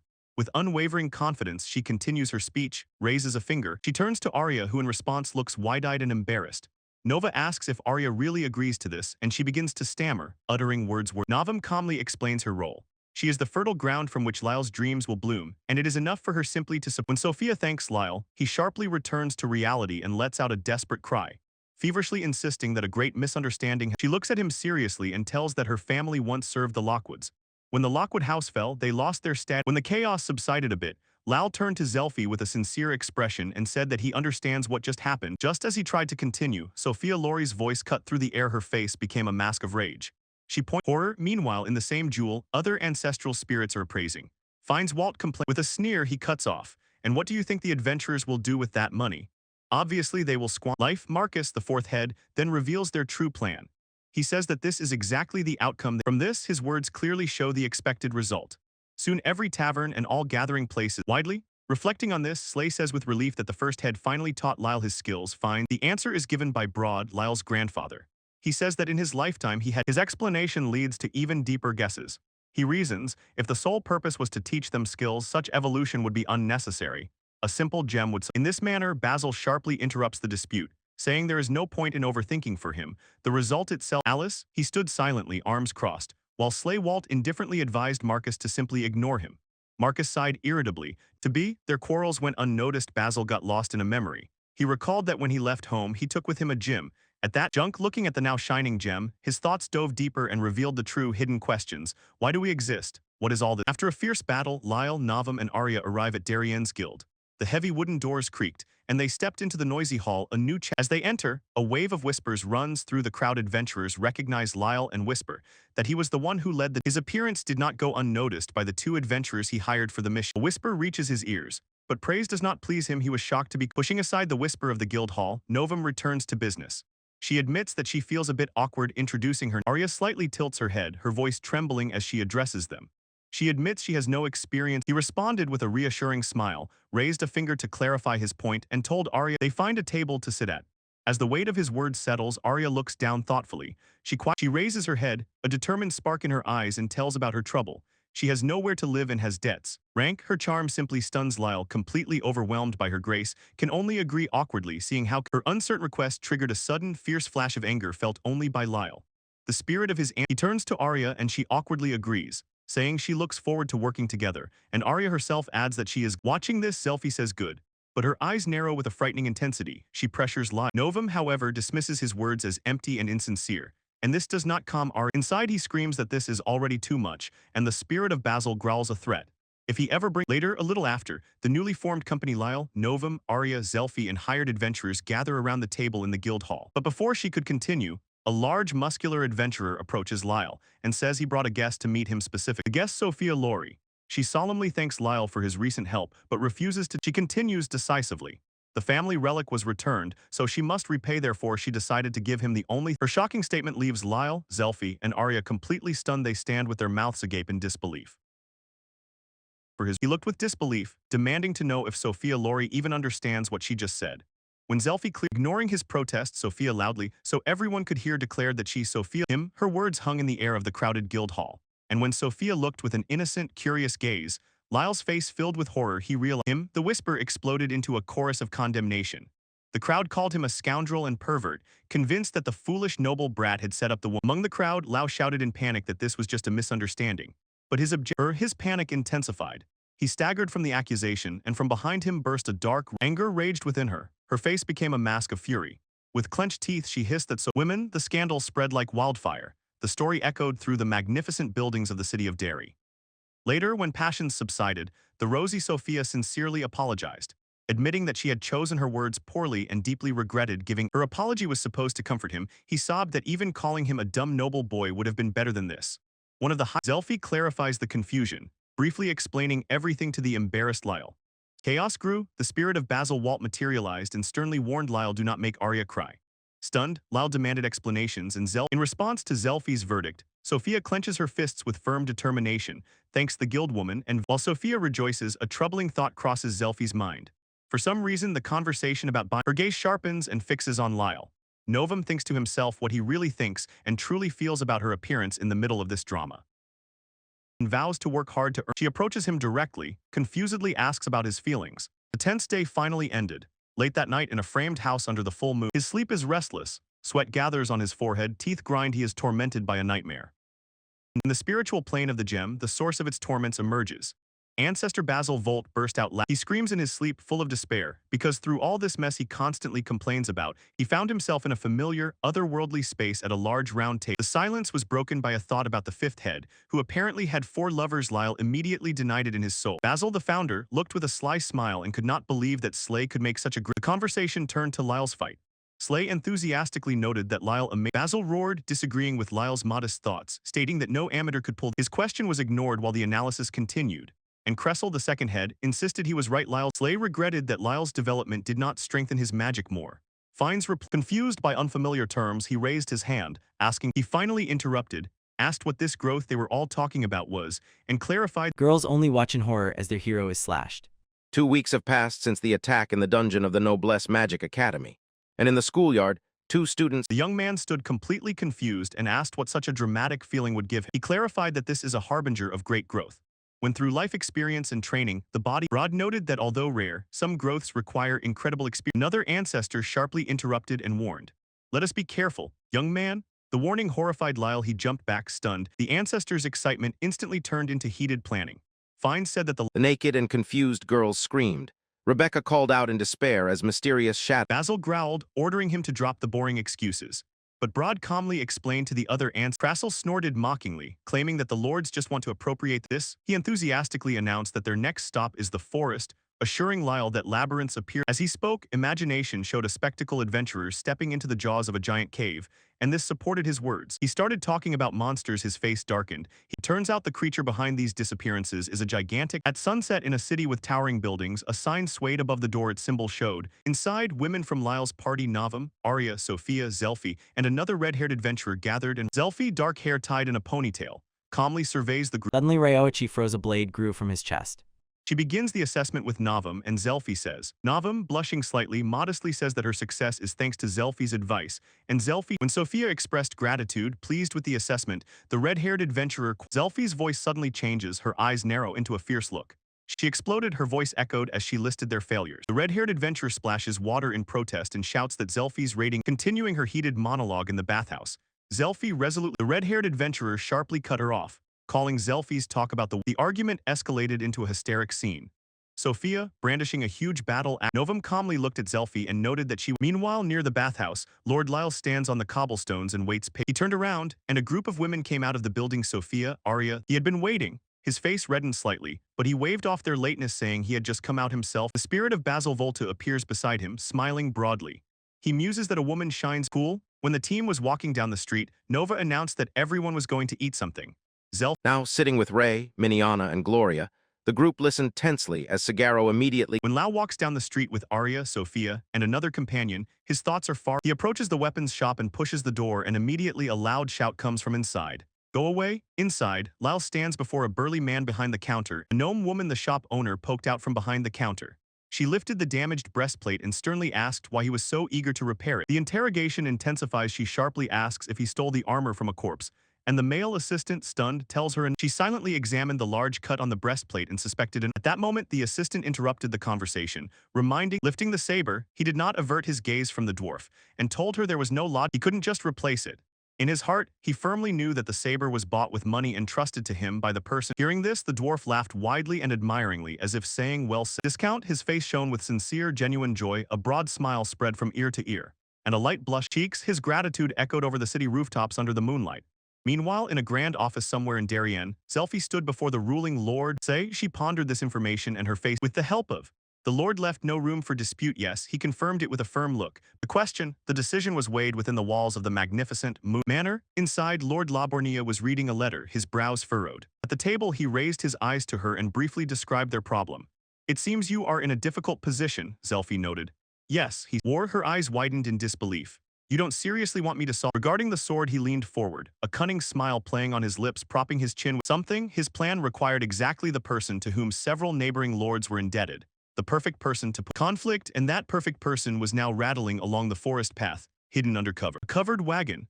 Inside, Lau Walt sat like a broken man. Arya listened carefully and understood the logic. Since the opposing lord was indebted to Lyle, she admitted that this was only half the reason. Winking, she pointed to another decisive factor, the presence of Sophia in. At the party in Laos, Zelfi told in detail, explaining that she personally knew Lord Manny, the head of the house current pagans. Lyle, always an optimist, confidently said that with Sophia's help they would quit. Strange. In the carriage, Arya said she would do everything possible and that they relied on with their own hands. Despite her outward determination, Arya's facial expression fell. She clenched. To the group, inside her, a struggle still raged. From Zelfi, as the group walked along the road, the burden of their mission was felt. Not only even magical Sophia felt useless when she realized she had no acquaintance. Because Zelfi herself was clutching a small gem keychain in her hand, her own source of irritation. Some advantage, pushing aside their doubts, the group finally stopped when Zelfi announced that. And here was their arrival. She waved her hand toward the town ahead. This was the pagan. The Lord sent no one to meet them, and the people were wary. He realized that things could be much more than they thought. While he was realizing this, a young man approached them from the street. It turns out these gates are teleportation portals connecting key locations. Necessary. With a disarming smile, he introduced himself. When they arrived, Lyle's group was met by a young man with a friendly, disarming smile. He introduced himself. He offers to take from them a letter from Lord Darien and personally. Soon they arrive at the estate of Dale Pagan, a massive structure of stone and wood. In the reception room, Lyle and his companions Novum, Arya, Sophie. Dale holds the letter, and with a quiet, calm smile, confirms that it is indeed a message. His calm is suddenly disturbed by two others, and the sudden outburst makes Zelfi sharply interrupt. Her gaze is piercing. She apologizes for interrupting, but firmly demands to. In response to her direct question, Dale turned to Zelfi with a relaxed smile. Apologized for. He introduces them to his comrades.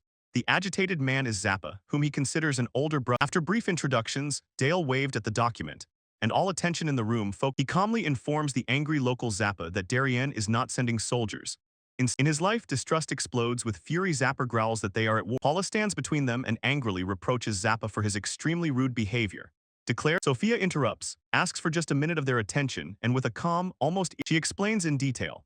If Darien sent out his official troops, it would be like a. Her face stiffened, her voice cuts through the tension. She sternly orders. They came for a civilized conversation, not a childish quarrel, so stop behaving. She looks Zappa intently in the eyes and states that their goal here is to prevent such a war. Undaunted, Zappa instantly cuts in. At first, Lyle calmly intervenes and says that if everything fails, they have an ace, and that ace is none other than himself. This news stunned the locals. Zappa shouted in disbelief, asking if he meant Bora's the leader. The truth, his head spins. Zappa recalls the terrifying reputation of Bora, more a disaster in flesh than a man. Distrust in his eyes melted away, and in its place slowly appeared a troubling realization. Lyle flinches when Zappa shouts, calling him not for a heroic deed but for the notorious. At Novum's prompting, Zappa's anger subsided, leaving a gloomy seriousness. He turned his head, his body, his story turns into a memory. He and Peony set out to. They found a body lying face down in the dirt, the corpse of a knight from the neighboring territory of the. Zappa continued his account. At first we thought the knight was killed by a monster, but upon closer they were struck by the realization that force does not steal equipment. This was not a human. Zappa's voice grew increasingly tense as he recounted the most. Their Manny soldiers took the body and left. On the outside, it seemed that was all. But as then he understood, it was a trap and they had walked right into it. With the same certainty as Grimm, he can to exist. Dale Pagan finishes the story about Zappa, his voice somber as he continues, explaining that this was the official story he was told. The pagan house. Dale sighs wearily, his irritation visible. Lyle, Navam, and Sophia listen attentively as now sitting around a low table he gestures to its surface, inviting the group to examine the evidence is a letter. He explains that it was delivered immediately after. He says directly, the letter was anonymous. This confirms Lyle's suspicion. Culprits. When he speaks, Sophia frowns and ponders. She whispered that everything happened too perfectly as if it was staged. Dale agrees that this is possible but asks not to jump ahead. Then he states he is interrupted before he can unfold his thought.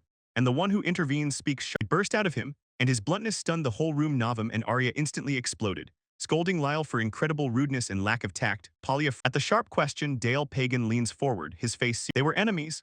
He continues, listing endless reasons for their disputes. Firewood, water rights, places under the sun. The burden of this ancient petty enmity weighs on Lyle. He clutched from his trouble. His inner storm breaks with the fierce roar of the ancestor. The first head. Shut up. Pressures. The night deepened around the timber frame wooden house, and Paula's calm voice cut through the tension. She's in the empty room. Lyle stands between two beds and with obvious. The conversation turns to Lyle. He talks with Dale Pagan and Sophia. He continues, voicing his skepticism.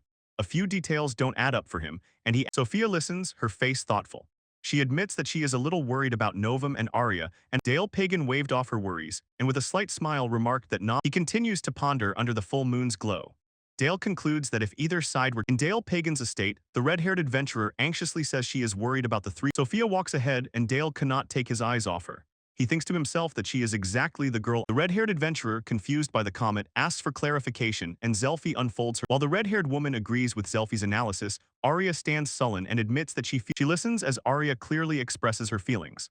Arya insists that although she is grateful for her face fills with anxiety as she voices her deepest fear, whether she is needed by Lyle at all. Arya recoiled in shock at Novum's immediate and resolute. She explains, since Arya started talking to him, Lal really began to open up.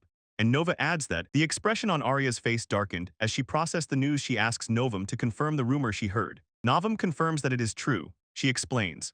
Lal was treated terribly, one could say. She cannot understand how this fits with the man she knows. Arya insists on his incredible skill. Novum continues, explaining that years of isolation and constant reminders that he did not measure up to his sister, Lady Shares, deprived him of his last Against the backdrop of the formidable Volt family estate, Novum utters the final part of the story. After losing a duel to his younger sister, this revelation stunned Arya. The thought that the mighty Lyle could lose to someone simply does not. She listens as Novum sincerely explains that it is precisely Lyle's past trauma that makes him the one who needs her. Novum begs Arya. Confused by this request, she directly asks Novum why she seems to be building a harem, and isn't she bothered that both she and Sophia. Novum swallows hard and admits that this has long troubled her. She turns the question back to Arya, asking if she is not in love with Lyle and if she does not want him only for her. Even before Arya can formulate an answer, she herself answers the unspoken question about her feelings calmly, with sincere confidence. She explains in detail that she receives reports that monsters on the Western continent are becoming unusually. At her explanation, Arya explodes with anger. She shouts that Lyle could not have wanted this, demands to be told if he really better. Novum calmly agrees, you are right. She confirms this with a firm look. Lord Lala is kind, truly so here. She explains in detail, Lord Lyle needs this deal because he needs someone he can. The oppressive atmosphere is suddenly interrupted by Lyle's cheerful voice, calling Arya and announcing time for magical training. She decides to set this topic aside for now, but in her soul vows to bother Novum later after all.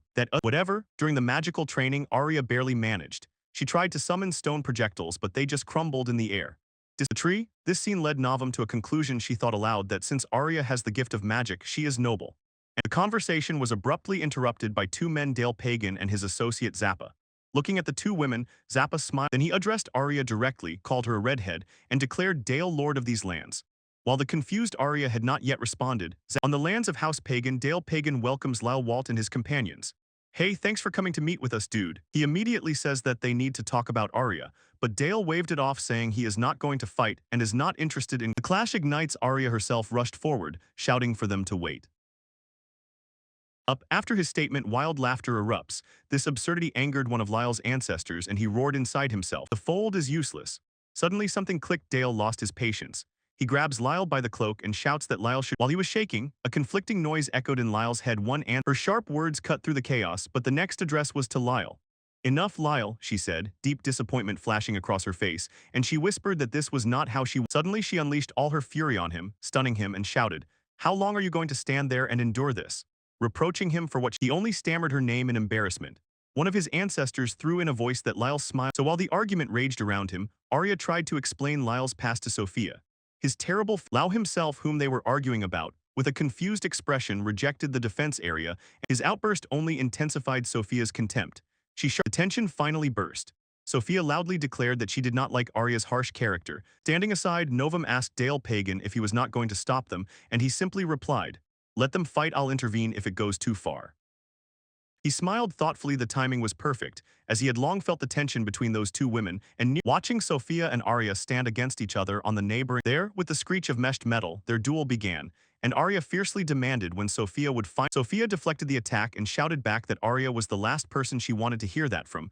She accused her of being a burden that only knew. Their blades clashed again, and the force of the blow threw them both off the roof straight onto... He stood by his Novum Futch turned to Lyle. Her face was gloomy. She apologized and explained that last night her words suddenly cleared the fog in Arya's head. She finally understood Sophia's strong reaction. Blushing, Arya realized that yet he still saw Sophia's point of view. Surely, it was hard for her to watch him stand and smile while Dale Pagan scolded him. Sophia knelt, her weapon fell beside her with a dull thud, tears streamed down her face. She tore herself apart with guilt. When the fans saw her suffering, Arya tried to intervene, her voice full of anxiety. "But still she began." Scolded him. In the gem, Sophia knelt, her weapon fell beside her with a dull thud. Lyle silently watched the tense exchange, and the gruff ancestor muttered that the answer was hidden in Sophia. She gripped the weapon tighter, the feeling of the handle in her palms was... When she found determination within herself, Dale Pagan's voice rang out in the air, addressed... She swiftly rose to her feet, a powerful... The weapon, her hand, and unwavering gaze merged into one, all directed at a single powerful goal. Tighter, the feeling of the handle in her palm. She raised a huge battle axe, its weight seemed to evaporate, and the axe hovered in her hand. Hers, with a sharp movement, she swings the weapon, the blade cuts through the air, and the stairs stand bewildered. Everyone wonders if it is an art that strengthens the body. Control, he strains to comprehend this miracle, but Novum, watching closely, corrects him. It's not quite so, rather the axe itself became lighter, and this is true art. Leilu realizes that Sophia has become incredibly stronger. Endowed with power, she rushes forward. At the very moment she moves, she suddenly understands. The battle axe is so light as if it has become part of her body. Filled with new confidence, attack, half of the axe cuts into Arya and pushes her back into the barrels nearby, scattering their contents on the ground. Trembling on the ground, the defeated Arya can only whisper Sophia's name. She retreats and Lo freezes in indecision. In his head roars the voice of ancestors demanding he... Alone, his inner struggle is abruptly cut off by Zelfi. She steps forward, decisively crossing her arms, and the crowd demanded. At her word, the tense atmosphere breaks. Sophia stops her retreat and agrees to the order, realizing that once again, her eyes narrowed with determination. She was sure she would not let the duel flare up further. But for Arya, the sudden end of this, her thoughts rushed away, throwing her again into a moment of horror. The contemptuous... Her memory, the bitter recollection only intensified the painful self-blame. She was the one who was always alone. This wave of emotions did not go unnoticed. In bending, he was right. Suddenly, a powerful, swirling aura exploded around Arya and her face flipped. In the open square in the city, a fierce quarrel flared up between Arya and Sophia. He examined the weapon she now held. From the blue gem on his hand, the spirit of his ancestor, Basil. With a sharp movement, Arya threw the spear forward. Sophia responded by leaping into the air with a... Their weapons collided in the air, sparks flew, and a ringing clang spread across the square. The force of the blow threw Arya. Sophia landed firmly on her feet, and at the last moment raised the axe to block another. The blow of such force threw Sophia back. She slid across the... Bright aura surrounded Arya, and she felt power bursting through her body. Enchanted, she remembered how she once felt useless, and understood. She was no longer... A new determination hardens her gaze. She can fight with a silent vow. But before Sophia could strike, Zelfi instantly rushed between them like a blurred flash, and intercepted the huge axe with her small shield. A loud clang, Sophia's heavy axe struck the shaft of Arya's newly appeared spear, and the two women found themselves in a... The deadlock is finally broken. Zelfi pushes Sophia with her shield and throws her back, creating distance between them. This, she watches Zelfi closely over the shield and demands that she step back. Sophia insists that this clash is a matter of herself. Her eyes open wide, burning wildly, as she declares that this is a fight in which she has staked her... Shock. Arya retreats, a predatory smile appears on her face. She says she thought exactly the same. On the training ground, blades clashed. Zelfi and Sophia Lori engaged in a... Energies flared, and Sophia swore to bring Zelfi back to reality. He, watching from the side in panic, realizes that the clash is intensifying the tension. Lau focuses, possessing the spirit of Slay Volt. The third head gives. He reaches out to the fighters. Slay's voice says this is payback for imposing your art on someone. From a safe distance, Novum Futch and Arya Lockwood watch the chaos unfold. As soon as he releases the move, a wave of energy bursts from him and envelops Zelfi and Sophia. Their faces contort. The sudden, stunning amplification instantly causes a catastrophic effect. Their coordination collapses. Meanwhile, someone freezes in absolute horror. Fine Spirit explains that the sudden surge of power overwhelmed their senses and caused. He looks physically ill, sweat dripping down his pale face. Novum approaches her. Silence falls over the courtyard. The majestic building stands as a silent. He stood next to Novum and looked at the two beds where the unconscious Zelfi and Sophia lay. Novum continued, firmly warning that they must be closely monitored. She explained that this case could have. Lau asked in horror if what she was suggesting was really that harsh. Novum, with a grim expression, told about the danger of growth. It can up. Then she threw him the same question, saying that's how it's done, and that he must have interesting stories too, and he nervously laughed. After the conversation, a determined expression froze on his face. The next day, walking, he noticed Arya awkwardly standing on the street, leaning on her large axe. Seeing how hard it was for her to walk, Lau smiled and said she limped just like he did after hers. With her permission, he carefully placed his hand on her shoulder, supported her weight, and matched her pace as they moved. The sudden closeness knocked Arya off her feet. She blushed deeply, her heart pounding wildly in her chest. She clung to you. He looked down and smiled gently, soothing her. Don't worry, it's not a problem at all. Pain? As he continued to support her, a deep blush spread across Arya's face. She raised her eyes. From afar, two men watched them walk away. Zappa gestured towards the pair, and disdain tinged his voice. With growing disgust, Zappa said that the scene was so vile it could make him vomit. But her shame instantly turned to rage. Her eyes widened and twitched uncontrollably. A silent, fury-filled question appeared. As Dale Pagan and Zappa strolled through the city streets, suddenly a fierce voice rang out. He cried out in despair, begging and demanding that Demonio fight alongside him. The plea fell into stunned silence, and her sudden rage completely stunned Zappa. Dale, sweating profusely, nervously laughed and asked Zappa. He was not mistaken hearing it from across the street. Arya roared that they were missing nothing here, ordering them. Her voice burned with raw irritation as she continued her tirade. She clenched her fist and the rage inside her only grew. She asked what was wrong with them for discussing marriage, called them stupid idiots. Her tirade reached its peak. She shouted at them not to get involved with her, accusing them of barely managing the. This outburst of emotion completely exhausted her. She leaned on her staff, and she was still hunched over, gasping, while Ralph stood nearby, completely stunned. Ralph's shock faded and turned into recognition. He froze, looking at the exhausted girl, and whispered her. Arya stands frozen, sweat pounding on her face. Her composure cracks more and more. She stammers, confusedly searching for words to retract her tirade, her face reddening. In a desperate attempt to defuse the situation, she mentally writes off her angry outburst as just a joke. Her attempt, however, goes over Ralph's head. He throws back his head and howls in despair, convinced that little Arya has lost her. Unconvinced, Ralph continues to complain dramatically, banging on the table. Ralph keeps shouting for someone to bring back that sweet little Arya, while Dale says he is over. With a groan, Mr. Hawkins lifts two heavy wooden buckets filled with steaming water. He takes it away from the table, when suddenly Walt appears with a. While processes this information, his gaze remains impassive. He says he will thoughts return to the source of the problem, and he decided. After he watches as Zelfi, clutching her head from fatigue, stops trying to explain the situation. Zelfi walks away, muttering that she just wants to drink and disconnect, and politely thanks her for the hard work. Her remark confused Laugh, and he sincerely asks what she means. This question causes a silent, philosophical pondering their words. Lyle comes to a conclusion. His face serious, he understands that this must be a philosophical conversation. In a modest room, Arya and Sophia lie in separate beds, resting after today's events. But Arya has no peace. She twists under the blankets, soaked with sweat, clutches the sheets in pain and groans, realizing that going outside was her painful muttering turned into feverish delirium. While she suffers, a cold, the inner reproach quiets, leaving Arya exhausted and irritable. She turns to Sophia, sarcastic. She continues, wouldn't it be hard for Sophia to soften a little, saying that she is too. Sophia's facial expression becomes distant. She quietly asks if Arya really. She remembers her grandfather as old-fashioned, strict, and too cruel a man. As the only daughter, the memories darken. Sophia recounts how her grandfather beat her if she did not meet his standards in manner. Returning to the present, Arya lies in bed with an expression of gradual realization on her face. Finally, she understands.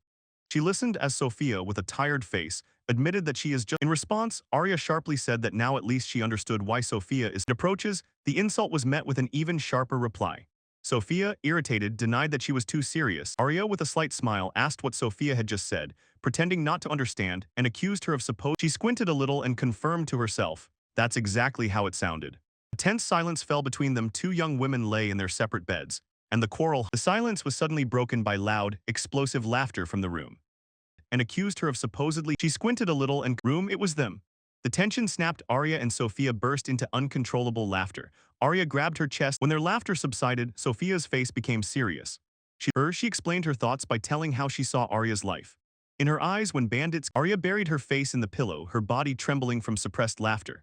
After a moment she raised, laughter completely overtakes her. She sits up on the bed, grabs her stomach, sweats and hiccups, begging, "Stop, don't make me laugh." Wiping a tear from her eye, Arya apologizes for the outburst of emotions and explains that although a quiet moment hangs in the air, they look at each other. They lay down each in their own bed. Arya continues the conversation and reveals the truth. Next, she states directly that she is nothing special, and that if everything were the other way around, in her thoughts she sharply condemns Lyle for her. He is someone who sees women only as objects. And she also remembers that the Lord apparently In the original timeline of the world, it was not the daughter, but the mother. She continues, explaining that thanks to Lyle both she and her face fell when she admitted that she felt inadequate. She wanted to do something truly meaningful to express worthless. Her confession hung in the air, and Sophia, lowering her eyes with a painful expression, she explained that she barely coped under the weight of these feelings, trying to understand what else she could give him. In the end, hearing this, a small knowing smile appeared on Arya's lips. She agreed that Sophia was probably right, quietly laughing because she realized they really are very similar. After all, Lal was standing outside the room and overheard their entire dialogue. When he shyly asked if he could come in, the spirit of Basil falling, he awkwardly admitted that he had been listening the whole time, and Basil scolded him for behaving like he hesitated. A drop of sweat ran down his temple, and taking their advice, he gently knocked on the door, made his presence known, looked in, and quietly asked if they felt any better. He found both Arya and Sophia sound asleep in their beds, and From afar, the city looks calm, but the secrets press more and more strongly. Ryoichi suddenly realizes Torka must definitely know that Hiro Dorado eventually became the king of the undead. He wonders why she is so gentle with him. He reminds her of the man who became her nightmare. Malo decides it is time to visit the native village, and Torka sets off to report to the king about the undead invasion. They are heading to the village of Maris, an important defensive point near the border. The village is hidden in the forest. It looks like a classic fantasy town where the adventure begins. Local elves immediately recognize Malo and start showering her with treats. The elf woman who seemed like a sister turned out to be Milo's grandmother. The whole village gathered around to greet the young ones. Harry felt on top of the world until Mia explained that the sweet comment was addressed to the children. Ryoichi notices that although they all look young, they emit a strangely heavy elderly aura. Mala firmly warns him, do not underestimate them, they are all battle-hardened warriors. Suddenly Malo's father Pero appears like a real boss with a giant axe. Malo warmly introduces Ryoichi as a person very dear to her. Apuga remains calm and offers them shelter for the night. He asked Ryoichi to go with him to talk in private. Mia catches serious alarming bells when the boys set off. On Mount Koko, she fights for her life against a crowd of trash enemies. She is exhausted and covered in blood, but stubbornly does not stop. Finally, she reaches the torii at the very summit. Servants in masks loudly announce that a new apprentice has finally arrived. Inside the sanctuary, the sword Saint Makanada awaits her. Mikanada feels in Koko a burning desire to reach the top and says to her, "Show me your strength." The entire squad is equipped and on alert. They are ready to face this, literally, night shift at the cemetery. Meanwhile, in Tree City, everyone is closely pressed to the war map. Plan is simplito, not let these rotten brains through the gates. Malo flaunts his new ring of puritiates like a holy buff for the team. The elf brothers are ready to burn in a bright flash of glory, but Malo will not tolerate this. She sternly warns them, if anyone falls, he will simply join the enemy ranks as a recruit. Our guy Ryoichi didn't come alone with him, are real heavyweights like the A-rank legend Catherine. Even the support team is reinforced. Mia, Moa, and Miss Hika burst into the fight. Ryoichi gave Miss Hika her name, and she treats him as if she just pulled a 5-star character. He is ready to hold the rear while the heavy artillery moves to the front line. Scout notices movement. The atmosphere instantly worsens. An ocean of hooded dead is literally approaching the fortress. Commander gives the signal. Long-range units open fire. It's a downpour of magic and arrows that looks like a real bullet hell. Crowd's real tanks break through the explosions without flinching. They start throwing ladders at the walls to break through. Ryoichi and Catherine have just reached the top. Immediately start farming small enemies. The elven army really handles itself well in hand-to-hand combat. The undead keep responding, and Ryoichi begins to feel exhaustion gnawing at him. He hates that they still look like humans, so every swing of his feels a bit cursed. Suddenly, Malo's younger brother Terran appears to join the fight and back up the defense. He tells Ryoichi to step back and catch his breath while the priestess takes care of the healing. The first wave was repelled, but the boss feels that the real raid is just beginning. A huge figure emerges from the fog. It's literally an undead dragon, and compared to the one they assembled earlier, this thing is just gigantic. It's the father or mother of the dragon from Melsar Island, seeking serious revenge.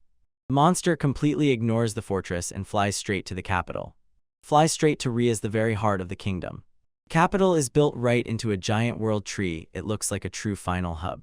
The dragon swiftly lunges downward to finish off. It gathers strength for a breath attack that could wipe an entire zone off the face of the earth. Bang! Just in time, a huge barrier in the form of a hexagonal grid emerges. Princess Torka and the High Priest are covered in sweat, barely holding on to keep the shield from fading. Suddenly, a skeletal knight named Dylan lands on the dragon's head. Once he was a hero, but darkness corrupted him. Now he humiliates the princess and hurls insults. Dylan laughs. The shield is useless if it is broken from within. And just then, the temple guards turned against the priests because they had been undead all along, hiding in human guise. The barrier begins to crack, and the priests are brutally slaughtered. The dragon opens its jaws wide and prepares to unleash a close-range blast. Out of nowhere, a giant blade appears and slices the dragon's neck. The dragon falls heavily into a fountain of black blood. And here is Grand General Gustav from the royal army finally appeared to do his job. Dylan is not worried at all about reinforcements. He says he has a trump card that will make the entire army lay down their arms. This memory is from 800 years ago when she loved a man with all her heart. It's Kirika. She is shouting for help. Help! During tea time in the capital, the guards betrayed the noble children and captured them. Now Karika, the prince, and another princess are locked in the dungeon, the enemy's last trump card. Princesses were shoved into cages like ordinary loot that falls out. This undead commander boasts before the royal army, saying he has power over life and death over the nobility. He says that the royal campaigns to exterminate the undead make this total war inevitable. For him, there was never a chance for peace, only a ruthless, exhausting struggle until the last breath. Since the dead revive anyway, he sees the princesses as nothing but expendable items. The general is simply boiling with rage over such disrespect while the small scales are in her chamber. Locked in the dungeon, Kirika tries not to lose heart and assures Prince Karatoros that Ryoichi will definitely save them. Princess Small squeezes the music box and draws a crumb of courage from Ryoichi's gentle voice in the recording. Suddenly, a creepy, powerful undead wizard appears to steal her magical instrument. Kiriko refuses to give up her treasure, and Ryoichi hears all this through his. Isika instantly pinpoints her location. The target is the upper floor of the old Dorado Castle, a huge undead fortress. Ryoichi does not wait for reinforcements. He decides to raid alone. Guards try to distract attention, but our guy moves so fast they don't even have time to react. He rushed upward without hesitation for a moment. Just one precise strike and the giant skeleton instantly collapses. His allies simply go crazy. He destroys these mobs as if they were nothing. As if his stats themselves adjust to any opponent he faces. In one shot, he cut through an entire squad of guards. The beast-like Cold tries to flank him, but is too slow to catch up. This deep love overturned her worldview, and addressing her daughter Tina and her own thoughts. And Ryoichi uses wind spirit magic and literally creates platforms in the sky. The knights have already begun to doubt, is he even human? He just flies to the castle like a character with a cheat code. At the Malo base, he suffers from guilt. He couldn't hold back his reckless charge. He asks her father to give her a warhorse to rush into battle. He heads straight to the capital rise, despite the threat of dragons. She saw the destruction with her own eyes and now won't let anyone suffer like that again. Her father tries to put her on the bench for her own safety, but she doesn't give up. Harry's son steps forward and becomes her bodyguard, and not empty-handed. He has a fire spirit named Vilius, ready for battle. And she even forced Krakenshin, the water spirit from that pirate fight, to sign a contract. This spirit can bend space and instantly teleports to any place it has already been. Ryoichi finally reached the undead castle and began to infiltrate inside. He knows perfectly well, as soon as the main force notices him, the mission is lost. He pulls up his hood to hide and remain unnoticed, while Machika keeps Kirika's GPS on. In the dungeon, the mage's shadow ominously looms over its prey. Kirika Corner stands before him and insists, "Tell me how the music box works." He threatens to kill her and resurrect her as a mindless zombie. Before he can even swing, Ryoichi swiftly bursts in and stabs him in the chest with a blade. He tears off Kirika's shackles while the sorcerer screams in agony. "I'm so glad that you're safe, Kirika-chen." They instantly threw themselves into each other's arms, a wave of emotions, but there are still others to save ahead. There are so many soldiers in the corridors that making a clean breakthrough is impossible. And as if on purpose, that wizard has a fast respawn timer, and he has already returned for the second round. He is a high-ranking undead, so his resurrection happens almost instantly. Around them a solid wall of blades. Ryoichi picks up Kirika and carries her in his arms like a princess. He focused and began directing an incredible amount of wind mana. A giant cyclone bursts out and sweeps away all the trash hordes. Let's run. The final boss of this zone just kicked the door down. This armored tank is irritated by all the noise in his castle. The sorcerer immediately fell to his knees and began begging the master for forgiveness. Chief looks down at the frail little girl in Ryoichi's arms. He feels something familiar in our boy. He recognized Ryoichi as a Japanese and coldly warned, "Cross the line, you will return to the earth." King Dorado stubbornly gazes at Ryoichi Ishikawa and instantly understands. Before him is also one who came from another world. Ryoichi calls him by name, but Dorado only coldly smiles and says that he has long thrown that personality into the trash. He says that his real name is known only to his old adventure companions. Now his only goal is to turn every person into a zombie and gather an army that can challenge the gods. Dorado tells that he was once a hero. He saved a princess from the higher elves named Senri from the Demon King and fell in love with her. They married and together built a kingdom, but their happy ending actually turned out to be a huge trap. Senri was pregnant and simply dreamed of a peaceful world for her child. But Dorado began to hear the whisper of a sinister god. A human and a higher elf will never be able to have a child. Dorado immediately approached her and sharply demanded, "How could you get pregnant?" He simply did not believe that it was a miracle and left, leaving her on the floor in tears. The voice belonged to a treacherous god who had made a pact with the Demon King Dorado, who had already been defeated once. This god mocked Dorado, coldly told him, "You are forever a stranger in a world created for the amusement of the gods." Rumors about the queen's infidelity spread through the castle, and Dorado began to behave coldly and distantly. The aristocrats did not trust him because of his different race, and eventually Dorado caught Senri talking with a high elven knight named Dylan. Dylan had served Senri's family since they were children, and Dorado's jealousy finally boiled over. Senri tried to find him, explaining that Dylan was only giving her advice on how to deal with the rumors. She was shining with happiness and was already planning a big, loud celebration in honor of the pregnancy. The treacherous god pushed Dorado over the edge, shouting that the child belonged to the knight. Dorado suddenly snapped and plunged his blade straight into Senri's chest. He went berserk and began leveling the entire castle to the ground, while the servants fled in horror. Still standing amid the burning ruins, he finally came to his senses. Dorado looked at his hands, drenched in blood, and was stunned with horror, realizing what he had done. He found Senri's body among the debris and let out a heart-wrenching scream. He tried to kill himself and could not get rid of the thought, is someone controlling him, or is he simply a monster? He clawed his way out from under the rubble, barely holding on to his sanity. He tried again to kill himself, but the wounds healed instantly. Dorado suddenly realized maybe he was already undead. Suddenly, those he had killed rose from the rubble and swore eternal loyalty to him. Overnight, his kingdom turned into a true graveyard, and inside he felt only emptiness. A burning desire to take revenge on the gods who took everything from him flared up within him. He decided to turn all the living into the undead, to kill the gods and reshape the world. Returning to the present, Ryoichi cannot believe that such a distorted deity really exists. Dorado feels in Ryoichi the echo of his former self and invites him to join his cause. Our guy refuses to sacrifice innocent people, even if Dorado has a tragic past. Dorado decides to seize him by force, so Ryoichi uses divine clone technique to buy some time. He sharply orders Lily, take Kirikou and the clone to a safe zone. The clone rushes through the enemies, while Ryoichi stays behind to distract the enemies. Lily is surprised the clone can really hold a conversation, but Ryoichi explains that the blessing of the chief god enhanced his abilities. Dorado, impressed by his skill, says he wants even more for Ryoichi to join him. King lunges forward and with overwhelming force tears Ryoichi's clones to pieces. Ryoichi bends in half, a huge cut runs across his chest. Dorado notices that Ryoichi is using regeneration technique, and with a mocking smile says he is like the undead. He gives Ryoichi a final choice, surrender now or die and serve him as a zombie. Ryoichi refuses both options, so Dorado decides it's time to end the fight. Dorado swings his massive blade, on which a skull is carved, and lowers it down to deliver the finishing blow. The High Priestess summons her inner raid boss to prevent the magical barrier from collapsing. Zentrius is currently undergoing a huge DPS check. The dragon is flooding the capital with hellfire.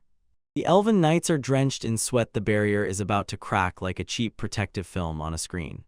High Priestess Torka goes all in. She prepares a forbidden sealing spell that will take all her life reserve. Her squad falls into panic. Losing their most powerful support means the end for the kingdom. Malo instantly teleports him like a true gift from the heavens to interrupt the suicide attempt. She steps through the portal as if she just pulled a secret strategy out of thin air. She says her new surge of power is from love, and this leaves everyone completely baffled. It turned out that love is just a huge hunger debuff because her stomach started screaming for provisions. While she snacks, this grim, undead warrior decides to crash the party to settle an old debt. Borka warns everyone, be on guard, this villain is already ready to throw punches. The dragon throws a barrage of fire at the team, but from the sky like a comet, a new opponent bursts in. He literally splits the dragon's skull with one clean strike, then greets the undead knight as if an old rival. Ryan Bark is clearly irritated that this guy survived their last clash. The royal army is confused. They can't figure out if this elite squad is really on their side. This burly giant turns out to be the one who stays Ryoichi when to save the princesses, and he lingers to teach these revived losers a lesson. They collided instantly, their blades moving so fast it seems like a glitch appeared in the video. The undead knight is surprisingly resilient, taking hits that would have destroyed him before. He is offended when compared to a mere beast. He radiates the true energy of a final boss. The sword fight reaches its climax, strikes fly both ways, sparks scatter everywhere. But the undead knight lands a lucky critical, piercing our guy in the chest and boasting about his immortality. Meanwhile, in the castle of the undead, total chaos. A huge armored titan looms over the ruins after a complete defeat. King Dorado is actually apologizing. He overdid it and turned the floor into a bloody puddle. Ryoichi tries to execute a cunning move with a clone attack, but Dorado easily figures him out. Our guys decided to keep fighting no matter how many times they have to try again. Dorado just pierced two of his versions at once, as if playing Fruit Ninja. Arjodi believes he dealt the king a deadly blow to the heart, but in reality, he is hitting a brick wall. Dorado is clearly enjoying this clash and calls Ryoichi an interesting toy. He started tearing the clones apart as if they were made of paper. He grabbed the real Ryoichi by the throat, and the guessing game instantly ended. Everything became clear. The legendary sword in Ryoichi's hands is of too high a rank to be replicated. Dorado sent him flying with a blow that probably broke all his bones. The strike was powerful. Ryoichi's sword spun in the air, and he himself hit the floor with a dull thud. Ryoichi realizes that the gap in strength is just too great. Dorado is created completely differently. His vision dims, and he barely manages to summon one more clone to stay in the game. His passive regeneration slows down, so he has no more potions left.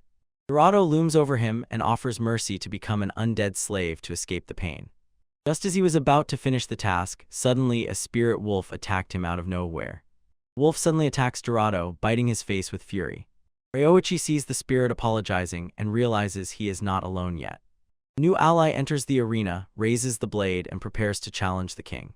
This is Coco, yet Hebrideus. She came to reclaim her family's honor. He prepares for a counterattack, and now it's about to get really intense. Dari wastes no frame and lunges at the king of the undead. Our girl locked blades with the boss, and he suddenly realized that before him was Corral's younger sister. He behaves like a true smug whale, boldly insisting that his defeated mobs will respawn later anyway. Shockwaves from their exchange of blows are simply insane. The villain proudly boasts that Sarai and her squad are just future recruits of his undead army. Today is the anniversary of your death, she shouts while her wolf spirit distracts the enemies. A huge energy vortex begins to spin around the battlefield. The time has come to activate the power of the unity of spirit and man. He calls the ancestral blade, the howling fang, give me your power. Both fighters clench their fists and prepare for the final, decisive exchange of blows. Sarai procs her ultimate. The current style is the ultimate technique, Sakura Lotus Flash. She really hits and in a fountain of blood cuts off the knight's arm. So Ori threatens that next she will take his head, but the boss just laughs as if he has a hidden trump card. Suddenly, out of nowhere, a severed hand jumped out and grabbed her by the throat. Well then, I caught you, the knight said maliciously while Sarai was barely breathing. He threatens to break her neck if she does not drop her gear. Having no other choice, she simply lets go of the sword and it falls to the floor. The knight begins a ritual to turn her into an undead, but Sarai remembers her brother's cursed blade. He immediately recognizes the legendary Sasafuni. She reveals the curse of the blade. Whoever wields it is doomed to misfortune. I will return this misfortune to you now, she shouts, drawing a hidden dagger. She closely unleashes her final move in a modern style, the tandem cut. The whole room explodes in a whirl of petals and steel. The king of the undead is finally defeated, and Sarai immediately rushes to check on Ryoichi. Our guy stands bewildered, thinking he imagined it, but she tells him they need to move. "I'm right here," she says, giving him much-needed comfort. The boss is finally defeated. Now they need to get out of here before the dungeon collapses. Around them, the entire castle is literally falling apart into pieces. Somewhere else, trembling is tearing apart the prison wall, giving the children a chance to break free. They decide to take the risk better this way than to wait for inevitable death in the cell. They shine a spotlight into the neighboring room and tense up, trying to stay quiet. From the darkness approaches a mysterious shadow and says that she is also imprisoned. This is Senri, the undead wife of Dorado, and she looks like an important plot twist. Children froze in shock, watching as a new player enters the game.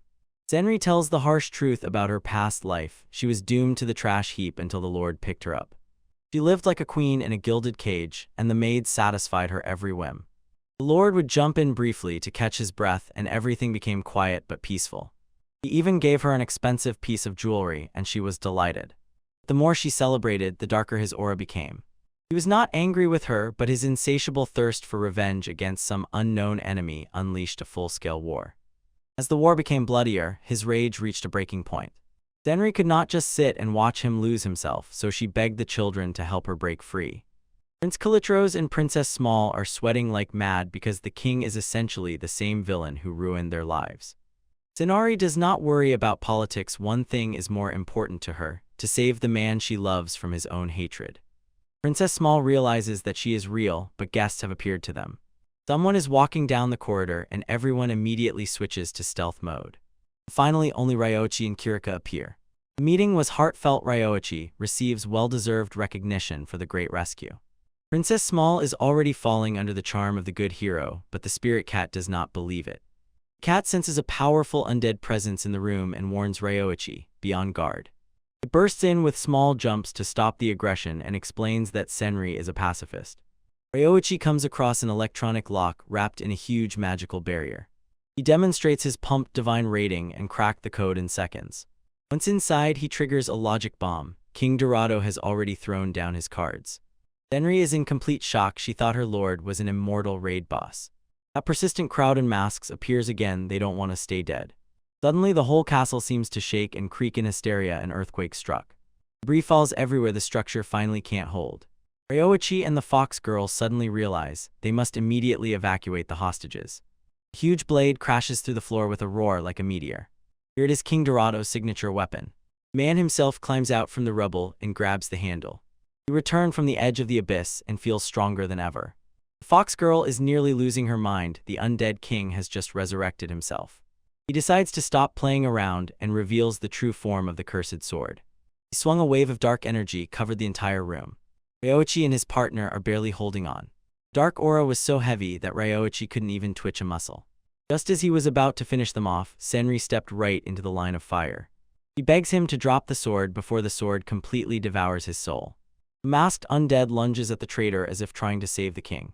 Dorado did not tolerate this for crossing the line. He simply wiped the masked one off the face of the world. Princess Small stumbled and dropped her music box. It immediately played a familiar melody. Henry starts singing along to the words about ranks and medals. The melody hit Dorado like a truck, and his intent to kill simply vanished. His aura dims as he tells Senri to continue the concert. She uses her father's research and precisely calculates the location of a huge hidden vein deep in the mine. Ishikawa froze in surprise. Her INT stats are incredibly high. The only problem is they will have to break through a rope that doesn't even exist yet. Mara asks about tools, and Ishikawa casually takes a pickaxe out of her inventory. But an ordinary pickaxe won't do for this world's first raid. He opens a chest with items and chooses the craziest transport in his collection. With a deafening roar, a giant mechanical beast appears in the middle of the cave. This thing is a real giant. Drills and arms stick out everywhere. Mara is simply stunned by the colossal size of the machine. Ishikawa says he came across this magical armored vehicle in ancient ruins. He jumps into the pilot seat and checks the systems while Mur is still loading. He tells her, "Get in and hold on tight." Mur screamed as the drill bits started spinning with such force they could level a mountain. They break through the rock as if it were wet paper. Mara panically asks, "What the hell is going on here?" Ishikawa is thrilled. The machine even reinforces the tunnel on the go. After the initial shock, Mur is completely wiped out. Adrenaline has fully exhausted him. A guy gently tells her, "Just relax and catch your breath. It's about an hour's drive to the place, so it's time for a snack." He pulls out a box of donuts and a whole bunch of treats. Mara had never even heard of a donut before. Her stomach is growling, but she is doing her best to pretend she is not hungry at all. She begins to feel guilty. Her sister Moa has returned home and is suffering. You see a flashback. Her father worked to exhaustion to save Moa. Ishikawa realizes that the poor girl is stuck in a loop of self-blame. Suddenly, the car started making strange noises and screeched to a stop. Fuel suddenly ran out right in the middle of the excavation. Mary believes she is cursed and drags everyone down with her. She begins to break down, sobbing and apologizing for bringing bad luck. Ishikawa again returns in thought to his tragedied day. He lost his father right in his shop. He tells her to never let go of the hand that reaches out to help and places his palms on the console. The car roared and came to life from a powerful surge of energy. Mary is in shock that piece of metal is moving again. Ishikawa manually refuels the car with his huge collector. They came across an incredibly hard rock that made them freeze in place. This is a full-force attack. He gathers magic in one point and breaks the barrier with a single strike. The wall crumbles, revealing a huge cave filled with glowing magical ore. They hit the jackpot and Mary is already ready to take up farm life. Ishikawa hands her a helmet and gently says, "Safety first." In the city, the debt collector sternly tells the mayor that time is up. He says the contract is unbreakable and he urgently needs 250 gold coins. Mary slammed a pile of gold on the table and the man just froze speechless. He can't believe that she didn't just take the money and run. Even he, stern and ruthless, is moved by the tender heart of our boy. He offers a prayer to the god of money, begging for success. Outside, Mare struggles with words, trying to thank Ruichi for saving her life. He even gives her an extra share of the loot, enough for future expenses. Or leads him to her home so that her sister can also thank him. Inside, completely empty. She had to sell every family item that held memories just to keep the light in the house from going out. He calls her sister Moa to come and meet their savior. Moa wakes up and hears incredible, almost impossible news: the dead have disappeared. But when she looks up, Ishikawa suddenly realizes her illness is much more serious than just a fever. Eren and Moa seem to glow with joy when they realize they will no longer have to part. Our boy decides that it is time to put mana into action and tries to cast a healing spell. He sprinkled Moa with healing water to patch her up. But the spell was instantly muffled by dark energy. Yuichi understands that his simple healings won't help here. He instantly casts a god class appraisal and sees that this is not just some random disease. Moa's status shows an advanced cursed mark that is literally eating her alive. UHG realizes that this is the same curse he once endured in the giant soldier's shrine. He flips through his dark magic book and finds only offensive spells in it. He decides to act unconventionally and directs Drain straight at the curse itself. Moa froze as dark mana began swirling around her. Yuichi knows he has effectively drawn the wrath of a deadly curse upon himself. Suddenly, a huge shadow monster with many eyes burst out of the poor girl's body. The curse is finally pulled out, and they do it in a truly metal way. Moa gasped for breath as the burden finally lifted from her soul. Ruichi must take the backlash himself. He coughs up blood as the curse transfers to him. Fortunately, he activates his god-class adaptation technique and endures the blows like a real tank. The dark fog finally dissipates, and Moa quietly sinks into a peaceful sleep. Mara froze in complete shock when she saw that the cursed mark had completely disappeared. The curse vanished. Ruichi throws another heal water to fully restore her HP. Magic finally gets to work and begins healing her body. Moa wakes up feeling refreshed without any fever or pain. She jumps back and forth as if she has a constant speed bonus. The mayor cannot believe that her sister has truly recovered, and tears well up in her eyes. Seeing Moa healthy again is more than she can bear. The sisters threw themselves at our guy in huge hugs of gratitude. At that very moment, Remedri's stomach decided to make itself known and draw all the enemy's attention. He takes out the kitchen equipment and instantly prepares super nutritious food for the squad. He treats them to his favorite meatball, Yuden. Moa simply devours her bowl and is already asking for seconds. Even the mayor cannot recover from how delicious the food is. They eat everything down to the last crumb, but Ruichi says he can make copies of the ingredients anytime. He even offers them a few donuts from his sister for dessert. The mayor started crying. She couldn't believe how kind he was to them. Ruichi just looks at her, realizing how much they had suffered. He admits that in his old world, children were supposed to be protected, and he sincerely envied their bond. He tells them that he no longer has a family to return to. Moa refuses to accept this and says she will marry so they can become a family. He presses against him, deciding that she will simply be his little sister. Yuichi gladly welcomed his new cute little sister, and this wildly embarrassed Maru. It is getting late, so he decides to return to the tavern. The mayor suddenly stops him in his tracks, not letting him leave. He asks if he plans to stay in the village for some time. Yuichi tells her that he is in the middle of a journey and can leave tomorrow. The mayor stunned everyone with shocking news and asked to accompany him on this trip. Guy tries to warn her this journey is too dangerous. Marin insists that she wants to be useful and repay him for everything. Moa suddenly jumped out from behind a tree with a plush toy. She begins to sob, saying that she does not want Oni-chan to leave her behind. He clung to him as if her life depended on it. Yuichi understands he cannot just leave these two defenseless orphans alone. He deeply pondered his second life and finally decided the time has come to act. He asks if they are truly ready to plunge into a dangerous life full of adventures. He lifts Moa up and loudly announces that from today they are officially a family. Next morning, the whole company gathered again in the shop. Yuichi appears and tells the team that he has something very serious to talk about. Master Gio completely collapsed. He drank too much at the party. Girls enter. Mare introduces herself as the new family of Ruichi. The entire shop froze from the sudden news. They discuss logistics and the huge taxes owed by the girl's family. They set off to the magistrate's residence to settle the papers. Yuichi proudly showed off to the clerk, slapping a pile of gold on the table. He pays taxes in advance for the next 10 years. He tells Marie that it was still her father's money for research, so don't worry. The mayor finally calls him Ryoichi Nyasin and blushes out of embarrassment. Marie and Nasir catch them on the street and think that he is on a date. Yuichi resolves the misunderstanding and sincerely explains who this new sister is. Girls say their name is Ishikawa. The women immediately began showering the sweet little sisters with attention and affection. Noticing that the girls' clothes are completely torn, they grab them and drag them for a makeover. Moa shines in a cute girly outfit, and Mira chooses a cheerful, light image. Yuichi finally remains the one who has to carry the bag of loot. Moa notices a bookstore and pulls everyone inside to look at picture books. The clerk gives them a discount. After all, they are guild members. Yuichi begins to browse specialized books on magic for himself. Moa comes across a cool illustrated book, and Ryoichi grabs an advanced lightning scroll. Mary and Nasir notice that he is already behaving like a real older brother. The next day, Ryoichi grabs tools and patches the roof of the House of Valor. After the repair, Moa demands that he read her the new book. This story is about an elven princess and a cunning sorcerer. The hero uses a magical device. It looks exactly like a chainsaw. Mare, with a sparkle in his eyes, says that the kingdom from that book really exists. Yuichi suddenly realized that the main hero of this story was probably a teleporter from Earth. He looked down and saw both girls had fallen on him senselessly. Ryoichi relaxes with a drink in hand and whispers to a photo of his late father. Finally, he is happy in this new world. He has a family he can protect.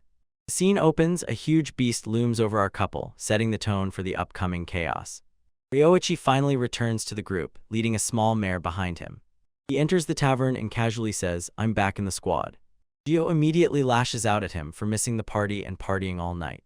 But the mood instantly changes when Ryoichi calmly explains that he adopted these orphans as his sisters. Suddenly, the stern master turns into caring Uncle Gio. Ryoichi dropped a real bomb. They are moving to the village. Gio loses his mind. High star pupil is almost leaving the guild. He throws him the phrase, "I'm disappointed," to hide how much it actually hurts him. Gio angrily walks away, and the atmosphere is completely ruined. Moe worries that she said something wrong, and Ryoichi Nosh has to fix everything. The guys remind him that Gio is just a big softie who feels lonely. Farewell party is in full swing, but the main chair at the table is empty. Gio did not show up, but threw buddies and a farewell surprise. This is a high-level battle axe forged by a legendary dwarf. Ryoichi caught the hint. The master still cares about his progress. Morning struck. The squad officially sets off. The girls are delighted and can't wait to see what kind of place E's village is. Ryoichi spares no effort, pulls the cart with the children. Moa is thrilled with the trip, comparing it to a magical armored mech. Ryoichi looks at his new axe and quietly regrets not being able to thank Gio personally. Suddenly, he sharply tells everyone to be silent. His danger sense trembled. In the forest, they were tightly surrounded by a pack of small mobs. These strange, almost elephant shrew-like creatures are looking for an easy snack. Ryoichi charges lightning magic, and Gio decides that it's time to show everyone his true power. With one mighty glance, the master prepares to finish this. The entire rock wall collapsed, burying the monsters in complete destruction. Ryoichi froze from the uncontrollable, devastating power of his master. The group continues their journey as the sun slowly sets beyond the horizon. They decide to camp again at the old spot. Everyone is bustling, setting up tents and preparing supplies. Mara has a bad feeling and pulls Ryoichi aside. He came across huge tracks and a pile of animal bones nearby. Ryoichi realizes these prints are simply too large for any ordinary monster. Tries to warn Gio, but the old man still behaves like a true sander. They silently pass each other, both stubborn. No one wants to retreat. Other boys think they are safe, it's just a usual adventure or camp. They even start teasing Ryoichi because of his new little sisters. Night falls and the camp finally falls silent. Mary still isn't sleeping, the maps won't give her peace. She notices with surprise how the terrain on the magical map literally moves in real time. Something gigantic like a sculptor is transforming the mountain on the go as it heads toward them. She turns on the siren and everyone wakes up in panic. But wait, the formidable Gio and Ryoichi are nowhere to be found. In fact, Ryoichi is currently on patrol, he is standing guard at night. He prays that Mary's premonition is just a mistake. And then suddenly a griffin swoops down from the sky to prove he was wrong. Meanwhile, Gio drinks alone in the tall grass. Moa finds him and calls her Uncle Gio. He shouted to him that a huge monster is heading towards them. Gio calms her down, don't worry, you can handle any threat. He asks a real question, do you hate Ryoichi? He admits that he is just disappointed, he hasn't had time to teach his student enough yet. Suddenly the griffins dive and storm their position. Gio sharply pulls out his axes and shouts to Moa, hide immediately. Ryoichi bursts in at the last moment to cover his master. Gio easily tames the flying pest but knows this is only the beginning. One of the monsters retreats back into the forest thicket. Strange sounds echo among the trees. Gio hears a scream and realizes the situation has just become deadly. He says to Ryoichi, grab Moa and run away with the villagers. Ryoichi refuses to leave his teacher alone in the fight. Gio knows for sure a distraction must be arranged to buy time and give another chance to escape. Something is watching them from the blood-soaked leaves. A giant bear appeared and ate the griffin as if it were a light snack. Ryoichi pulls out his divine appraisal to look at the boss's stats. Here he is, the king of screaming bears, an absolute level 68 monster. Gio immediately recognizes him as the legendary mountain guardian. He begins to read his last will, telling Ryoichi where his stash is hidden. Gio charges his magic and prepares for the final sacrifice. He shouts to Ryoichi, protect his family and go. Ryoichi had no choice, he had to carry Moa and bolt into the forest. Moon silently watches as the tragic confrontation begins. Ryoichi returns to the camp with a gloomy expression on his face. Other guild members want to help but know it is a death sentence. Ryoichi turns to Mary, he needs a huge favor. He seats the little girl in the pilot's chair of his secret weapon. He transformed the magical walker into a sturdy cargo container. He puts instructions in her hands and with a smile says it's time to take the wheel. The giant machine rises, carrying an entire village on itself. Everyone is stunned by the incredible speed of this magical machine. The young sorceress pours her magic into the fuel tank so the engine won't stall. Suddenly they realized Ryoichi is not in the main vehicle. He has his own ride and a master who needs to be saved. In the depths of the forest, Gio pressed against a tree and blood flowed incessantly from his wounds. Bear King looms over him, ready to finish him off. The beast lunged forward with its jaws wide open. Suddenly, Ryoichi sharply crashes his vehicle right into the bear's snout. He shouts that he will do everything to protect his family. Our guy Ryoichi is on the front line with that axe and the magical armor gives him powerful support. This mechanical monster is the last shield separating them from the complete annihilation of the team. Ryoichi suddenly realizes that he is actually a level 24 noob trying to solo a level 68 raid boss. The Screaming Bear King is a real mountain of muscle with top-tier stats. The villain just raised his attack power, and Ryoichi is literally drenched in sweat. It lunged forward, swinging those huge claws with such force that it would shatter stone. Beck manages to take the hit, but the pressure is just insane. Ryoichi looks in horror as the bear begins to surpass the brute strength of the machine's mechanical arms. The cabin glass starts to cover with a web of cracks from the sheer force of the struggle. Master Gio lies wounded, bleeding, and the bear is already changing its target to Ryoichi. This beast has no peace at all and already wants to finish off right now. Ryoichi barely jumps out of the armor and the bear's paw is torn apart from a desperate counterattack. I'm okay, he said, panting, thanking that huge axe given to him by Master Gio. Gio is amazed that there isn't a single scratch on the blade after such a collision. Ryoichi knows that physical attacks work, so he only has to buy some time. He instantly activates his god-level clone technique to fill the entire field. Clones rushed into attack, wildly cutting the bear's thick skin from all sides. Gio goes completely mad seeing how suddenly a whole squad of his students appeared. All we can will recover, says Ryoichi, prioritizing escape over all this noise. Gio feels like a real noob when his own student carries him away like that. Suddenly the bear pulls out a fire move from his set and starts breathing flames. Ryoichi throws himself into the flames to save Master Gio while the fire burns everything in its path. The magical armor completely burned up and shattered from the shockwave. Seeing no other way out, Ryoichi decides to combine his clones with dark magic. He pulls from the depths of the abyss a grimoire whispering a mantra. The bear is much faster and simply rushes straight through his distraction. A huge shadow loomed over our guy, and the monster instantly closed the distance. In a wildly fast, brutal lunge, the bear bit straight into Ryoichi's torso. His left arm was completely torn off and blood spread around. Ryoichi, stunned, desperately prays for his divine regeneration to finally work. "My consciousness is fading," he wheezes, feeling his life bar reach zero. He collapses into a puddle of his own blood, completely curled up. Master Gyo can only watch in utter despair as his student falls. The bear stands over the body, ready to turn Ryoichi into a snack. "I'll kill you, freak," Gyo shouts, lunging forward as if wishing to die. The bear simply swatted the old man away like an annoying fly. The blow threw Gyo into a pile of debris, and he coughed up blood from the impact. As Ryoichi approaches the end, he again feels that death in this world is very near. B begins to devour the severed hand right before his eyes. The horrifying sight, the bear finishes its snack right in the middle of the fight. Ryoichi's fingers begin to tremble, his broken regeneration finally activates. When the bear is ready to deliver a deadly bite, Ryoichi prepares a spell up close. A huge magical circle flares up right in the gaping maw of the monster. He unleashed advanced lightning magic on the beast, tearing it from the inside out. Ryoichi gets up again, his hand literally stitches itself before his eyes in seconds. He realized if the bear had bitten his head, it would have been the end. The king of the roaring bears is now stunned and looks completely defenseless. "How dare you do this to my master?" roars Ryoichi, gripping the axe. He lunges into the air, and lightning crackles around the heavy blade. He strikes down like the wrath of a god, aiming straight at the neck. The axe cuts deep, blood sprays everywhere. He delivers a powerful critical hit. "Face death," he shouts, finishing off the boss once and for all. Master Gyo cannot believe his eyes when he sees the legend fall. The headless carcass of the Bear King finally splashes into the mud. Gyo stands stunned. The king of the mountain is toppled. Ryoichi towers amid the flames like a true main hero. Gyo runs up and asks what the hell happened to his missing arm. "My real arm is rolling there," Ryoichi says to his master with a stone face. Gyo is in complete shock, trying to comprehend these broken abilities.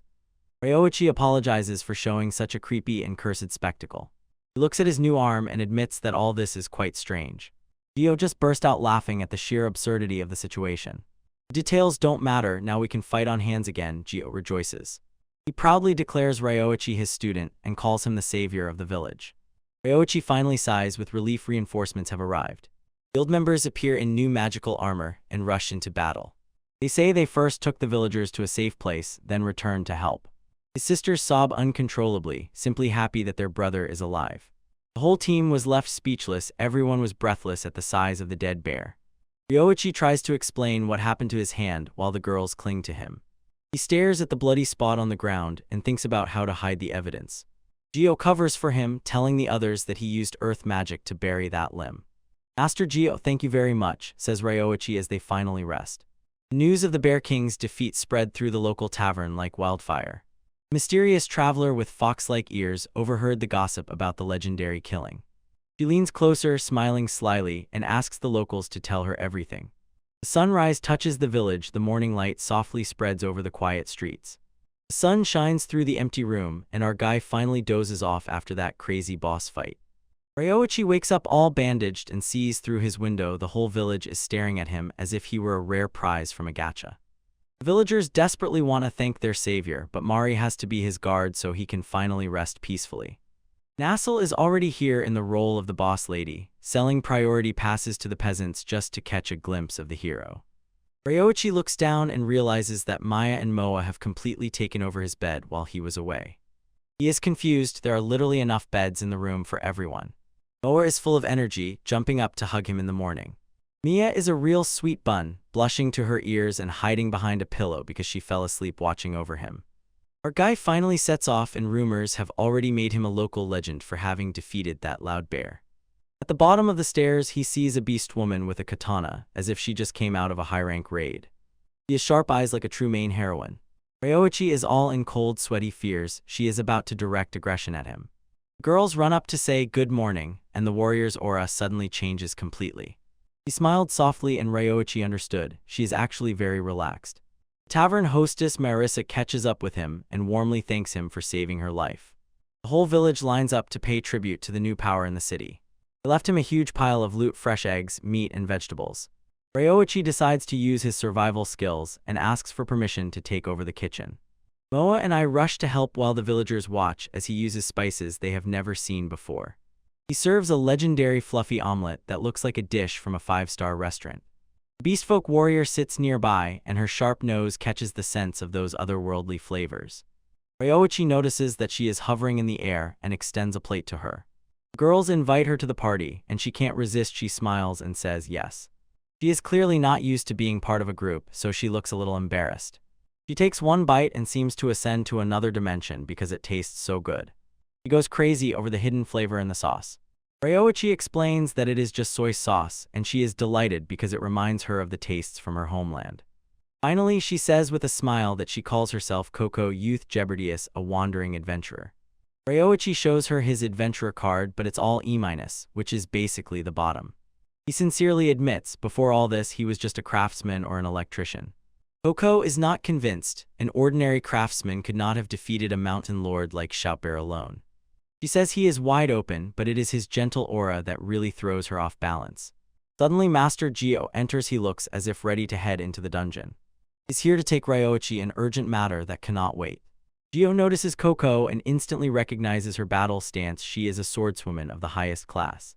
She unexpectedly admits that she is from the Kuren Ryu school, and Gio warns Ryoichi, be on guard. Ryoichi thinks she is just cute, but Gio warns, a woman who travels alone with a sword always hides some old story behind her.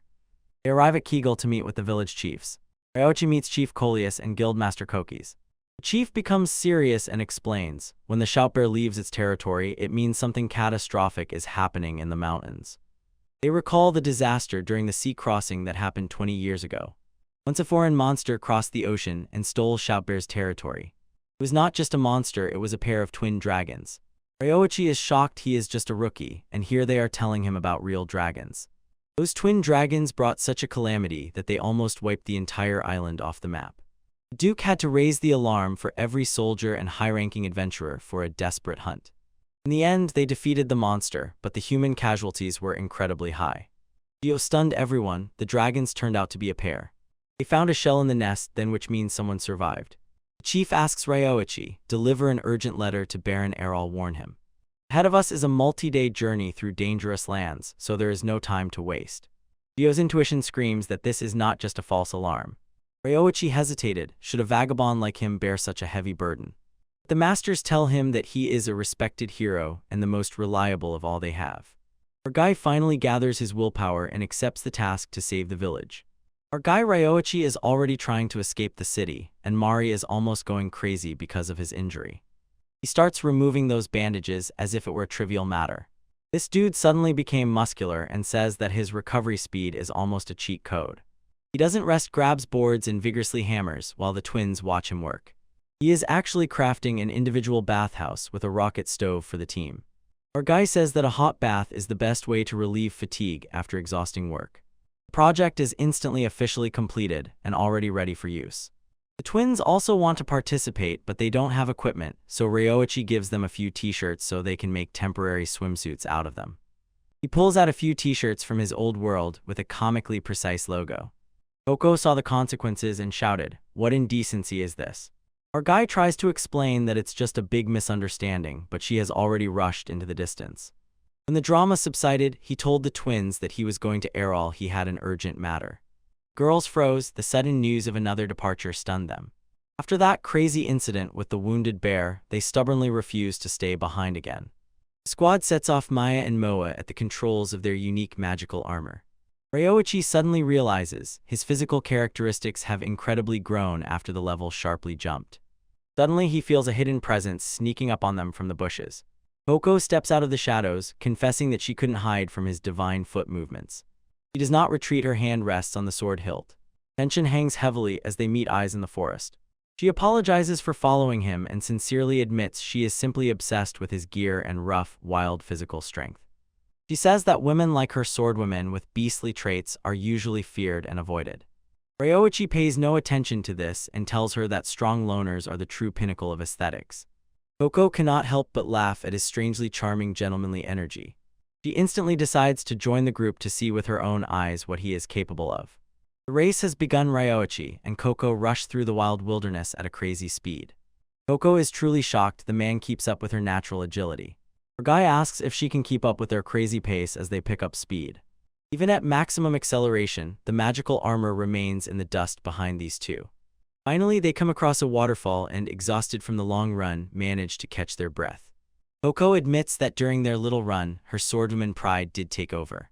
Suddenly, a huge monster bursts into their break and targets the carriage. Coco does not waste a second, instantly draws her blade to protect the children. She unleashes the flow-style technique, and the monster instantly tears apart. This madman is smashed to pieces even before the first strike. Twins simply go crazy over how cool their new friend is.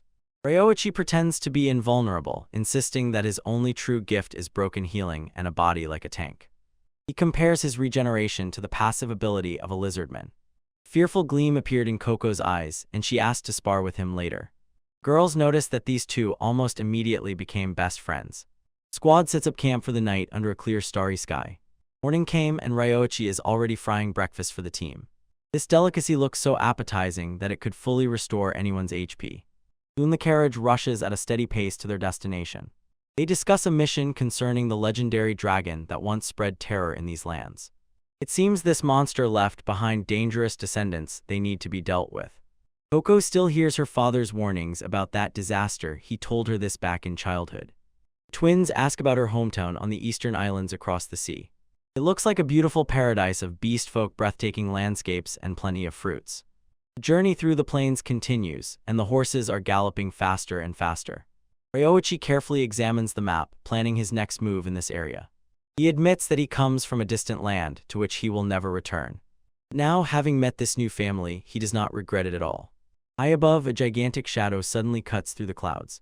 The carriage rolls on, completely unaware of the threat looming above. The dragon begins a steep dive and flies straight at the squad. A piercing scream echoes, and everyone in the carriage begins to panic. This beast is incredibly huge and covered with terrible scales. It makes its move and intercepts the carriage, landing harshly on it.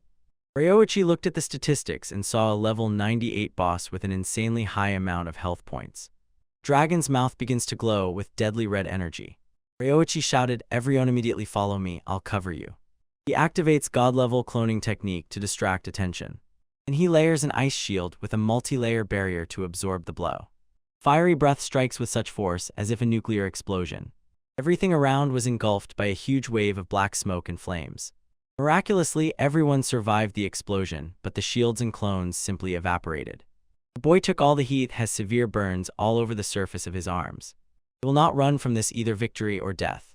The difference in characteristics is insane, and the dragon has air superiority in this battle. There is a problem. This box is junk. It only plays one verse. Ryoichi suddenly realizes that this is their only chance and insists that he can fix the magical instrument. They take a short pause while Ryoichi pulls out a repair kit. Surreal scene, the hero repairs the toy and the final boss sits and waits. Princess Small says that it is just an old children's song from the capital. Ryoichi winds the key and the music flows by itself, pure and flawless. Senri sings the song completely, and it triggers a powerful flash of memories from the times when they were still alive. He remembers how she promised to build a kingdom together with him. In the memory, she confesses her love to a boy named Shin. Dorato's eyes opened wide as real memories flooded him. His name is Shin. Tension finally subsides, and they share a quiet moment. The sword spoke enraged. Senri intervenes again. The voice declared, "I am the evil god." Turned out, the cursed blade had been the true villain all along. The evil god finally reveals his face, and wow, this villain looks simply incredible, insanely powerful and terrifying. Torka and the priest stake everything, unleashing a huge fusion circle, while the villain just laughs, saying it's merely feudal strife. The temple began to collapse. The unstoppable pressure from the barrier's rupture sent shockwaves everywhere. The general mocks them. They burned all their mana on a move that just fizzled out like a failed gacha. Torka is not finished yet, gasping. She declares that this is not an offensive spell at all. She understands magic is the power that fulfills true desires, and this time she puts her whole heart into that desire. Her mind suddenly turns back 500 years to the day when everything went awry and a monster loomed over her.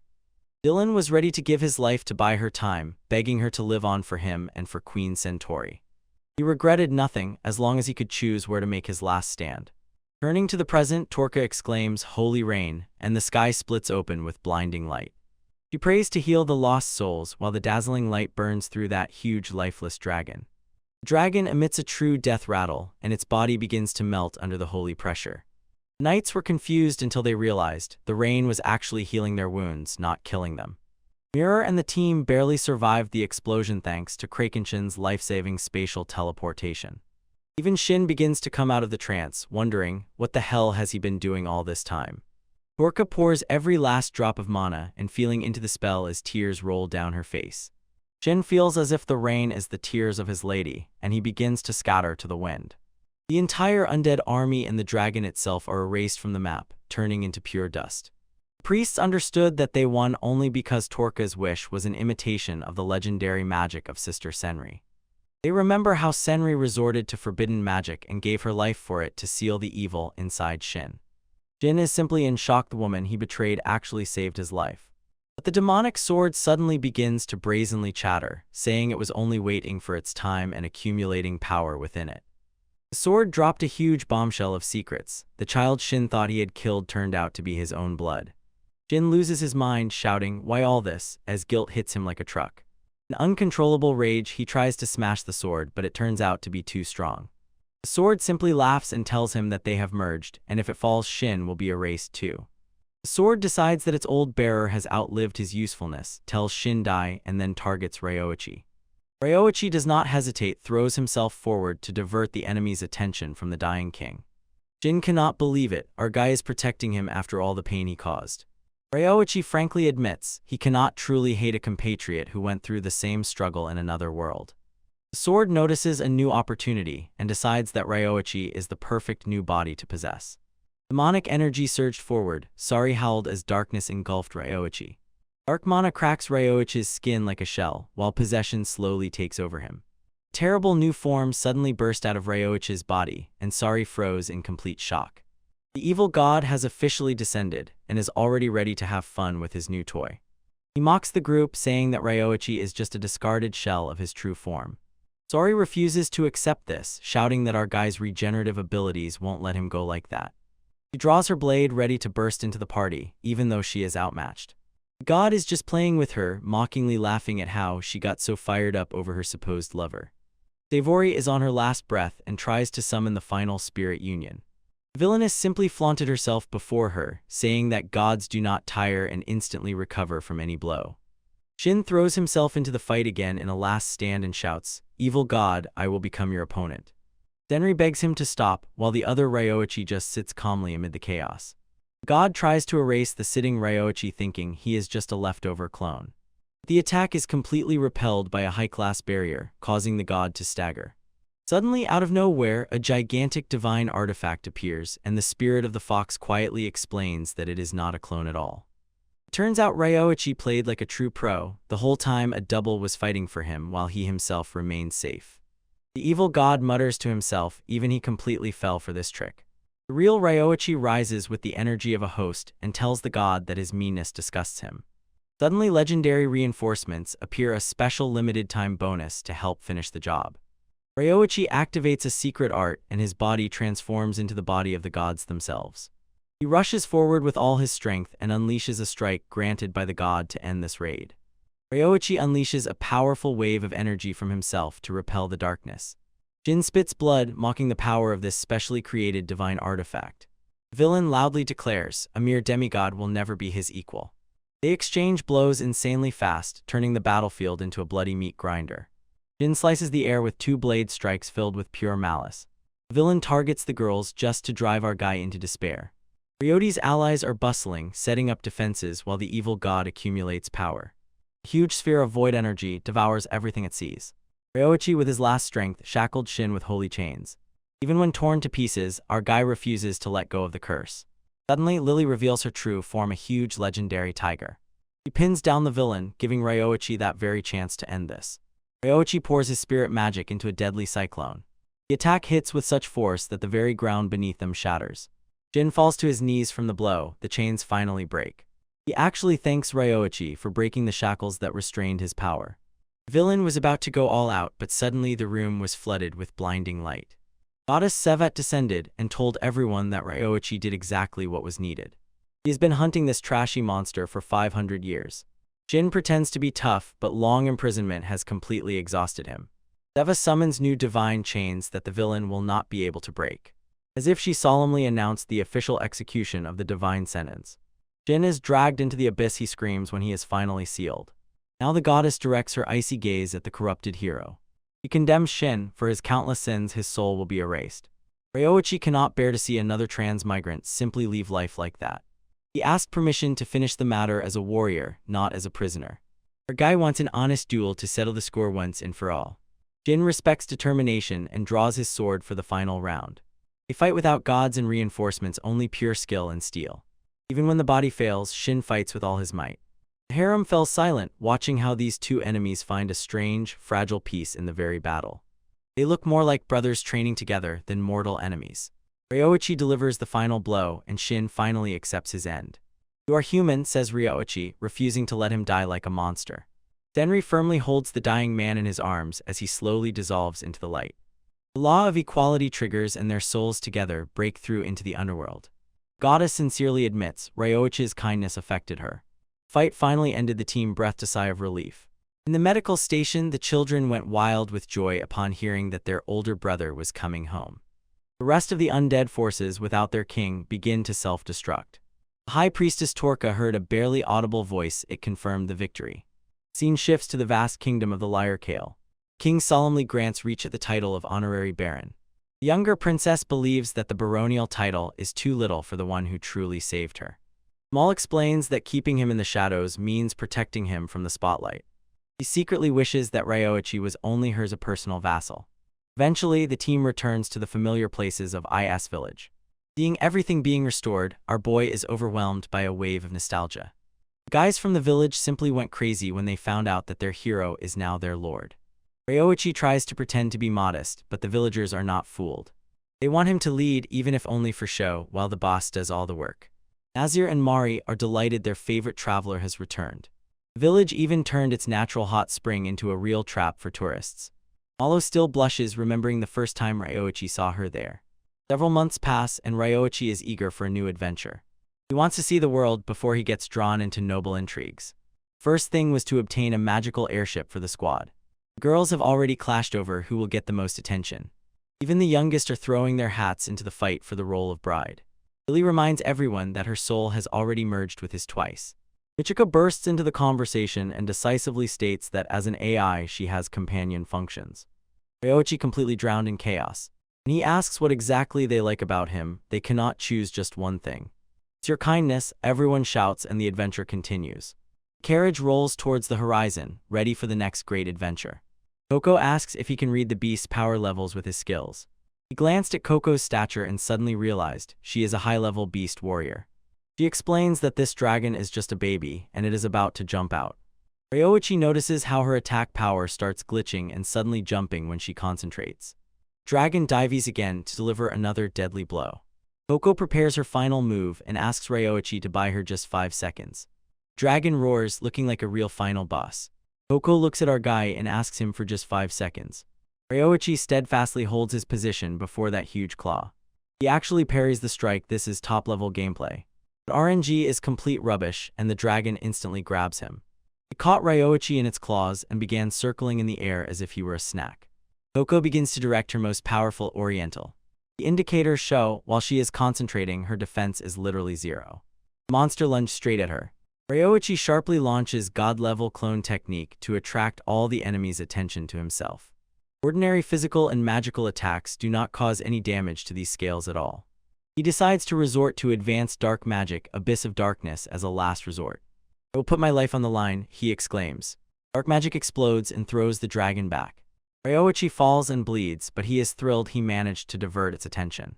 Coco grabs the victim and knows that her trust was not misplaced. He calls him a brave warrior while her aura flares up. Her gaze is fixed. He prepares her secret corner technique. Lotus Blossom Flare. Blade strike hit the dragon, howled in agony. Ryoichi, with a loud splash, face-planted into the bushes while the villain retreated. Finally, the carriage got some space. Crew suddenly realizes the dragon is really flying away. Coco's strength was exhausted to the last thread, but inside there is joy. They actually managed to drive it away. He warns it's just a cub, it will come back. He sets off to look for Ryoichi among the greenery. Her guy face down in the dirt whispers, "I'm not okay." He strictly says that the dark magic debuff is no joke at all. He is terribly tired in the head, and Coco is simply happy that he is breathing. The peasants award them the MVP title and thank them with all their might they saved the day. Two warriors shed a moment. Mo run up crying bitterly. The whole goal of Ryoichi is simple, to make sure that no one dies anymore. It's time to head to the city of Errol. Coco admits no one has ever thanked her before for her swordsmanship. Finally, they reach the gates of Errol. Guards panic as soon as they hear about the dragon. Lord's palace is pure showmanship, created to boast. Stuart Carrot anxiously reviews the letter from the village head. Baron is going crazy from the news about the dragon. He demands at least some proof. Ryoichi impatiently opens his box of things. He throws a huge dragon scale onto the table. Harath confirms that it is real and looks like scales from 20 years ago. It seems that back then they only found shells. Baron buys scales as proof before the army. He sends a request for reinforcements to the capital. The steward quietly advises them to rest well after a long, exhausting job. Ryoichi feels good, but Coco is still tense. The army will not move for several days, and the native village is still in danger. Fortunately, dragons usually settle in a nest while healing. They rush to the market, and Moa wants a red apple. At the end, Ryoichi decides to make some candied apples. Girls are delighted, they look delicious. Ryoichi stops by the window and catches his breath. They wrap the treats and set off for a walk around the city. They all look simply picturesque. The city is huge and truly prosperous. They come across a giant temple. Temples bring blessings, and 3 of them mean that a whole nation can be built. For this to work, 3 priests recognized as gods are needed. Ryoichi wonders who these priests are when a boy falls under his hood. The child lies on the ground, completely unconscious. Suddenly, the boy grabbed Ryoichi's hand. Like lightning, the boy snatches Moa's caramel apple. The little thief begins to inhale the apple. Moa starts to sob, her treat was stolen. Ryoichi pulls out his sister's box of donuts to lift the mood.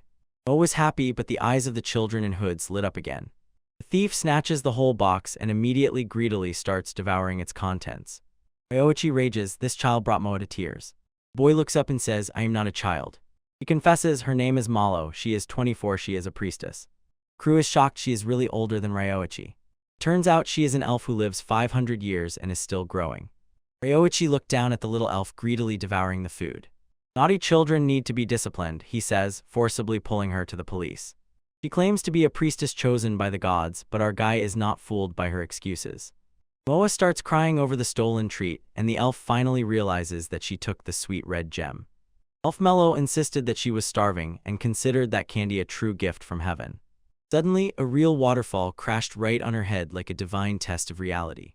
Coco and Ryoichi froze in place, not believing their eyes had they just witnessed a glitch in the Matrix. Malo completely curled up and lies on the ground, desperately asking for forgiveness. Moa is a real sweetheart and offers to make peace with her. They shook hands, but Molo immediately sensed hidden potential in the guy. He suggests, let's all go to the Monsama temple, we'll take a blessing. The line at the temple is huge, but finally they approach the priest. Ryoichi was touched, but he did not notice any changes in his indicators. And the priest sprinkled the girls with a blessing. They begin to glow with pure power and feel a huge surge of energy. Ryoichi is in shock, everyone else got buffs but he got nothing. Moa and Mia look like they just fully leveled up their builds. Moa is thrilled despite all the hours of grinding, she could never use magic before. He glanced at Ryoichi and instantly realized, no buff, he is already at the maximum. He radiated divine blessing of the highest quality, the kind an ordinary priest could only dream of.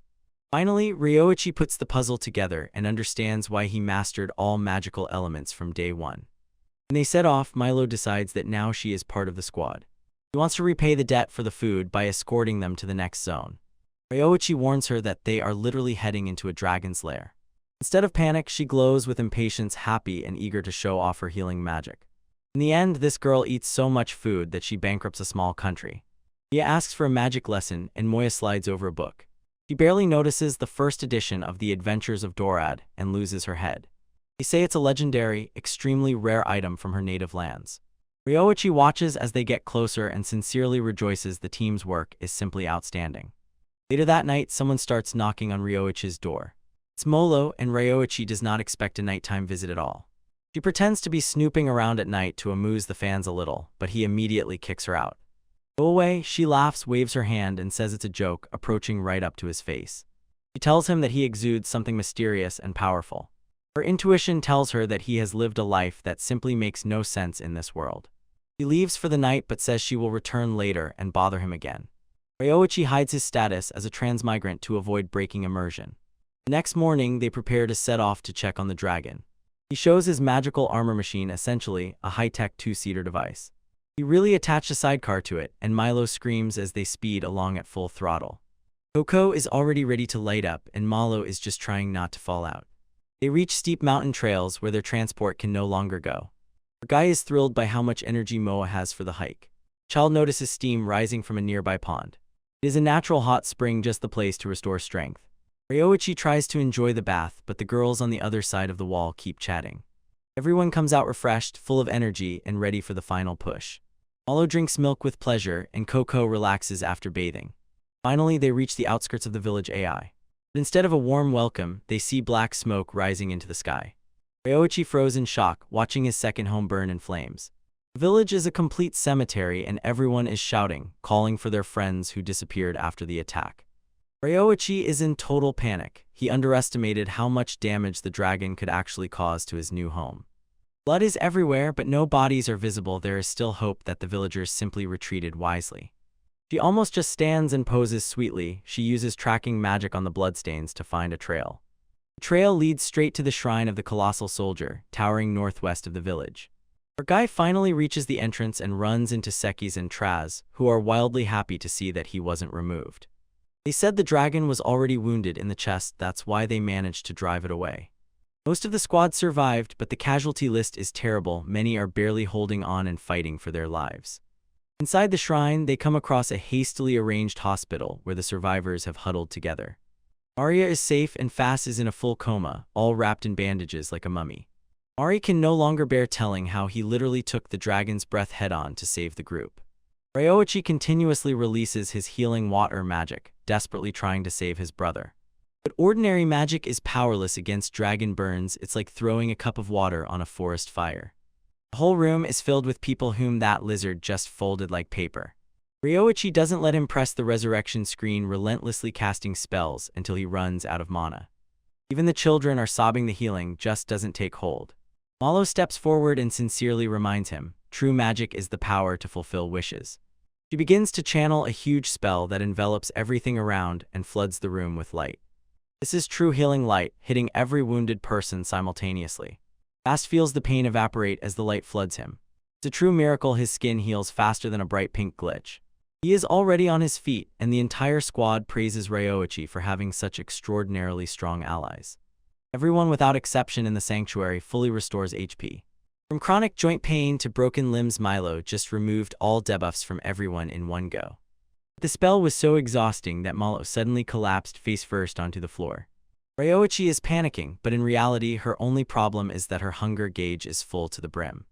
She was just jealous of Ryoichi's magic and wanted to show off, but now she needs a good dose of sugar to recharge. Ryoichi takes out sweets and she starts devouring them like a real gacha gremlin. Even heavyweights like Master Gio are back in action and feeling better than ever. The village elder comes in briefly to introduce the man who truly held the defense during the raid. Ryoichi is tormented by guilt for not delivering the letter earlier, but the chief says, "You did perfectly." Because of that letter, the Baron dispatched a secret weapon so the reports would show 0 casualties. Here is Mezuki's, a modest-looking servant who single-handedly repelled the dragon. Ryoichi shakes his hand and doesn't even suspect that he is standing next to a real behemoth. The squad instantly understood. This is Mezuki's the Solid, a legendary rank, an adventurer from those ancient times. This guy became famous for single-handedly taking down chimeras and having a body as hard as steel. It's hard to believe that this gentle old man is actually a walking raid boss. The dragon is still circling around and seems to be coming back to finish the job. It seems this monster holds a huge grudge against humanity and won't stop until it exterminates everyone. The sanctuary is too small for 500 people, so Ryoichi suggests moving to another, more spacious place. He leads them to huge high-tech doors, on which is a familiar triangular emblem. They come across a secret underground complex created by the Triangular Company of Magical Machines. Most people in this world consider this ancient technology junk, but Ryoichi knows this is the best base. Inside pitch darkness, but they finally reach the main hub. Ryoichi finds a switch, and as if he turned on the electricity in the techno dungeon. The place is so huge that an entire village could fit inside it, and there would still be space left. Ryoichi manages to fix the electric power supply, and this shows that his engineering skills are top-notch. Suddenly, an AI waifu appeared on the screen and angrily complained that he left her on read for 2 million seconds. She grants Ryoichi full authority over the shelter, let him use it as he wishes. Malo is becoming increasingly competitive and noticeably irritated by the new girl in the company. The AI doesn't even have a name, that's simply a crime in any anime. Little Moa comes in, calls her Maken, and the AI actually accepts this name. The guild master was stunned by how much property Ryoichi had just claimed for himself. Maken is not just a receptionist, she controls the entire security system. She warns everyone that anyone who tries to deceive or harm the master will be immediately exposed. And if they don't have permission, the protective golems will literally destroy them. Ryoichi quickly starts preparing food and gathering supplies, using his item boxes and replication. It will be necessary to spend a lot of resources, but they need to prepare for refugees. They deploy a formidable squad of golems under the shrine to keep out small monsters. Maeskis is impressed by this technique, but the real threat is the dragon looming over them. To prepare Ryoichi for the final boss, the legendary traveler offered him a sparring match. Ryoichi decided to truly hone his axe-wielding skills before reinforcements arrive. Maeskis pulls out a huge mechanical spear as if straight from a mecha anime and says, "Please have mercy on me."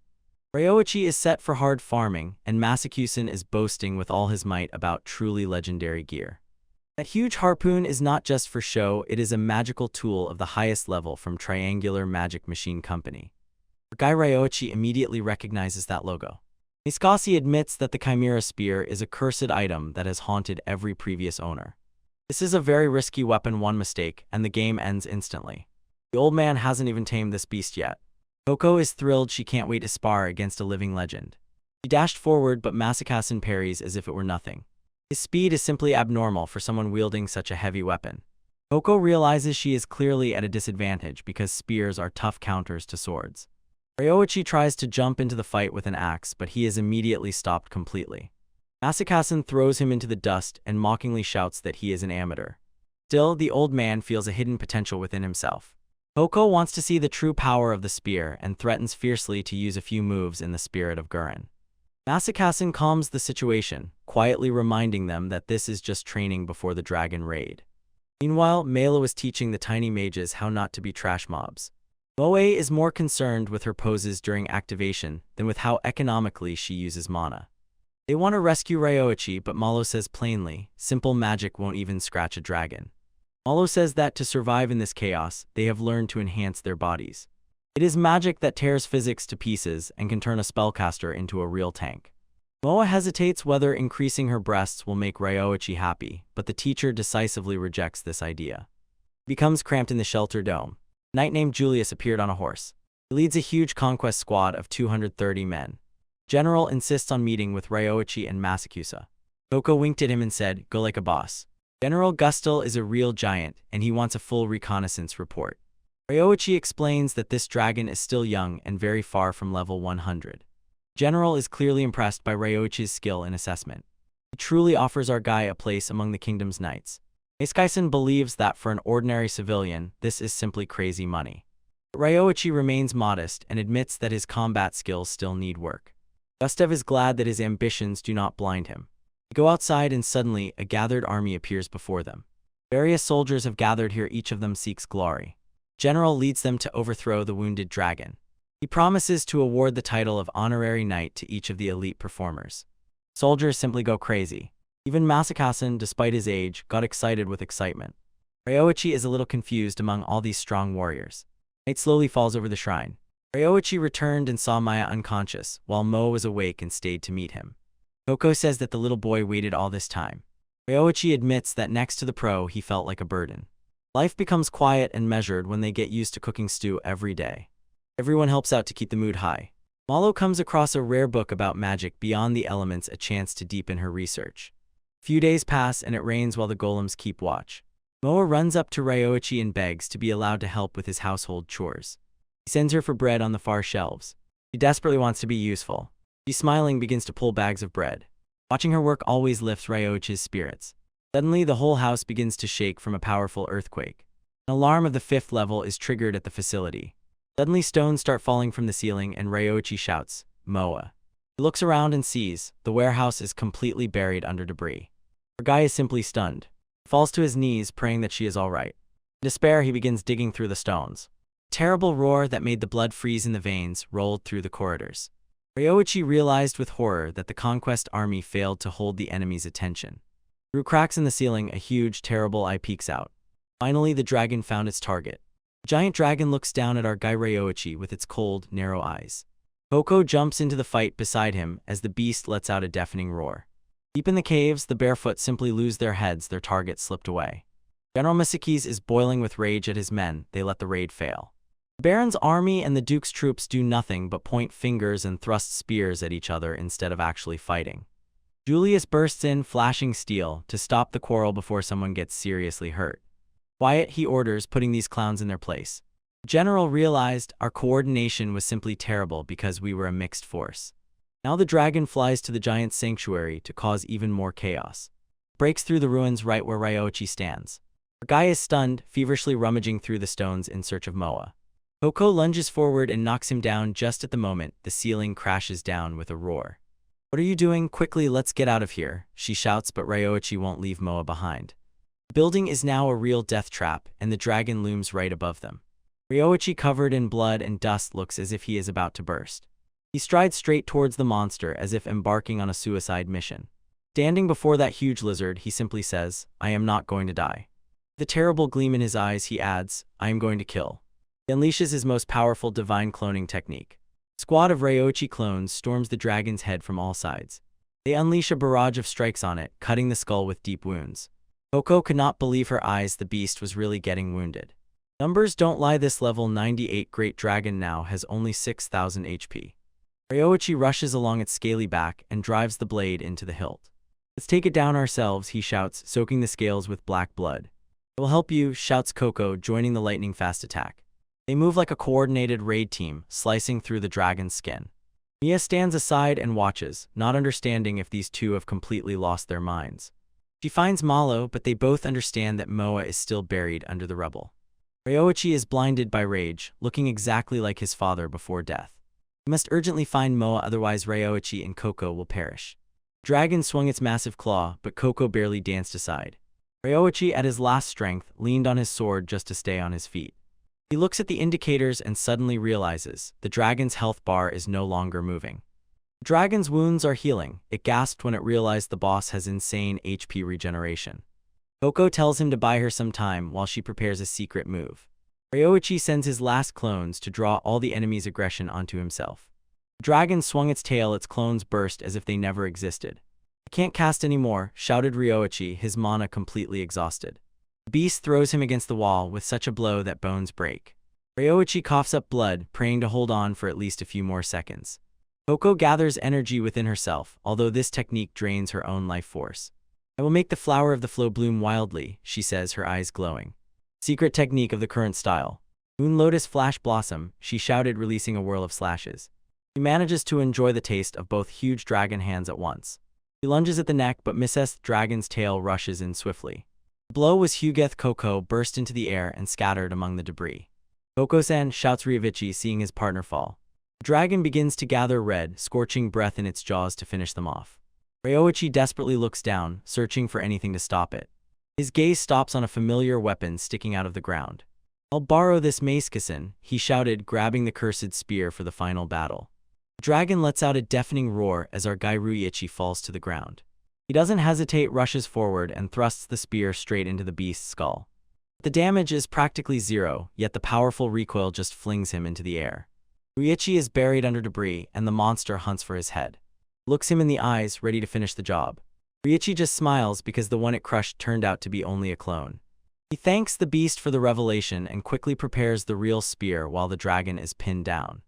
With severed arms, he is ready to pull the trigger and unleash the true power of this weapon. Suddenly, Makin appears on the HUD and shouts for him to stop. "This thing is not for humans, its recoil will simply erase his life gauge." Iken tells him, "Let the clone take the hit instead of him."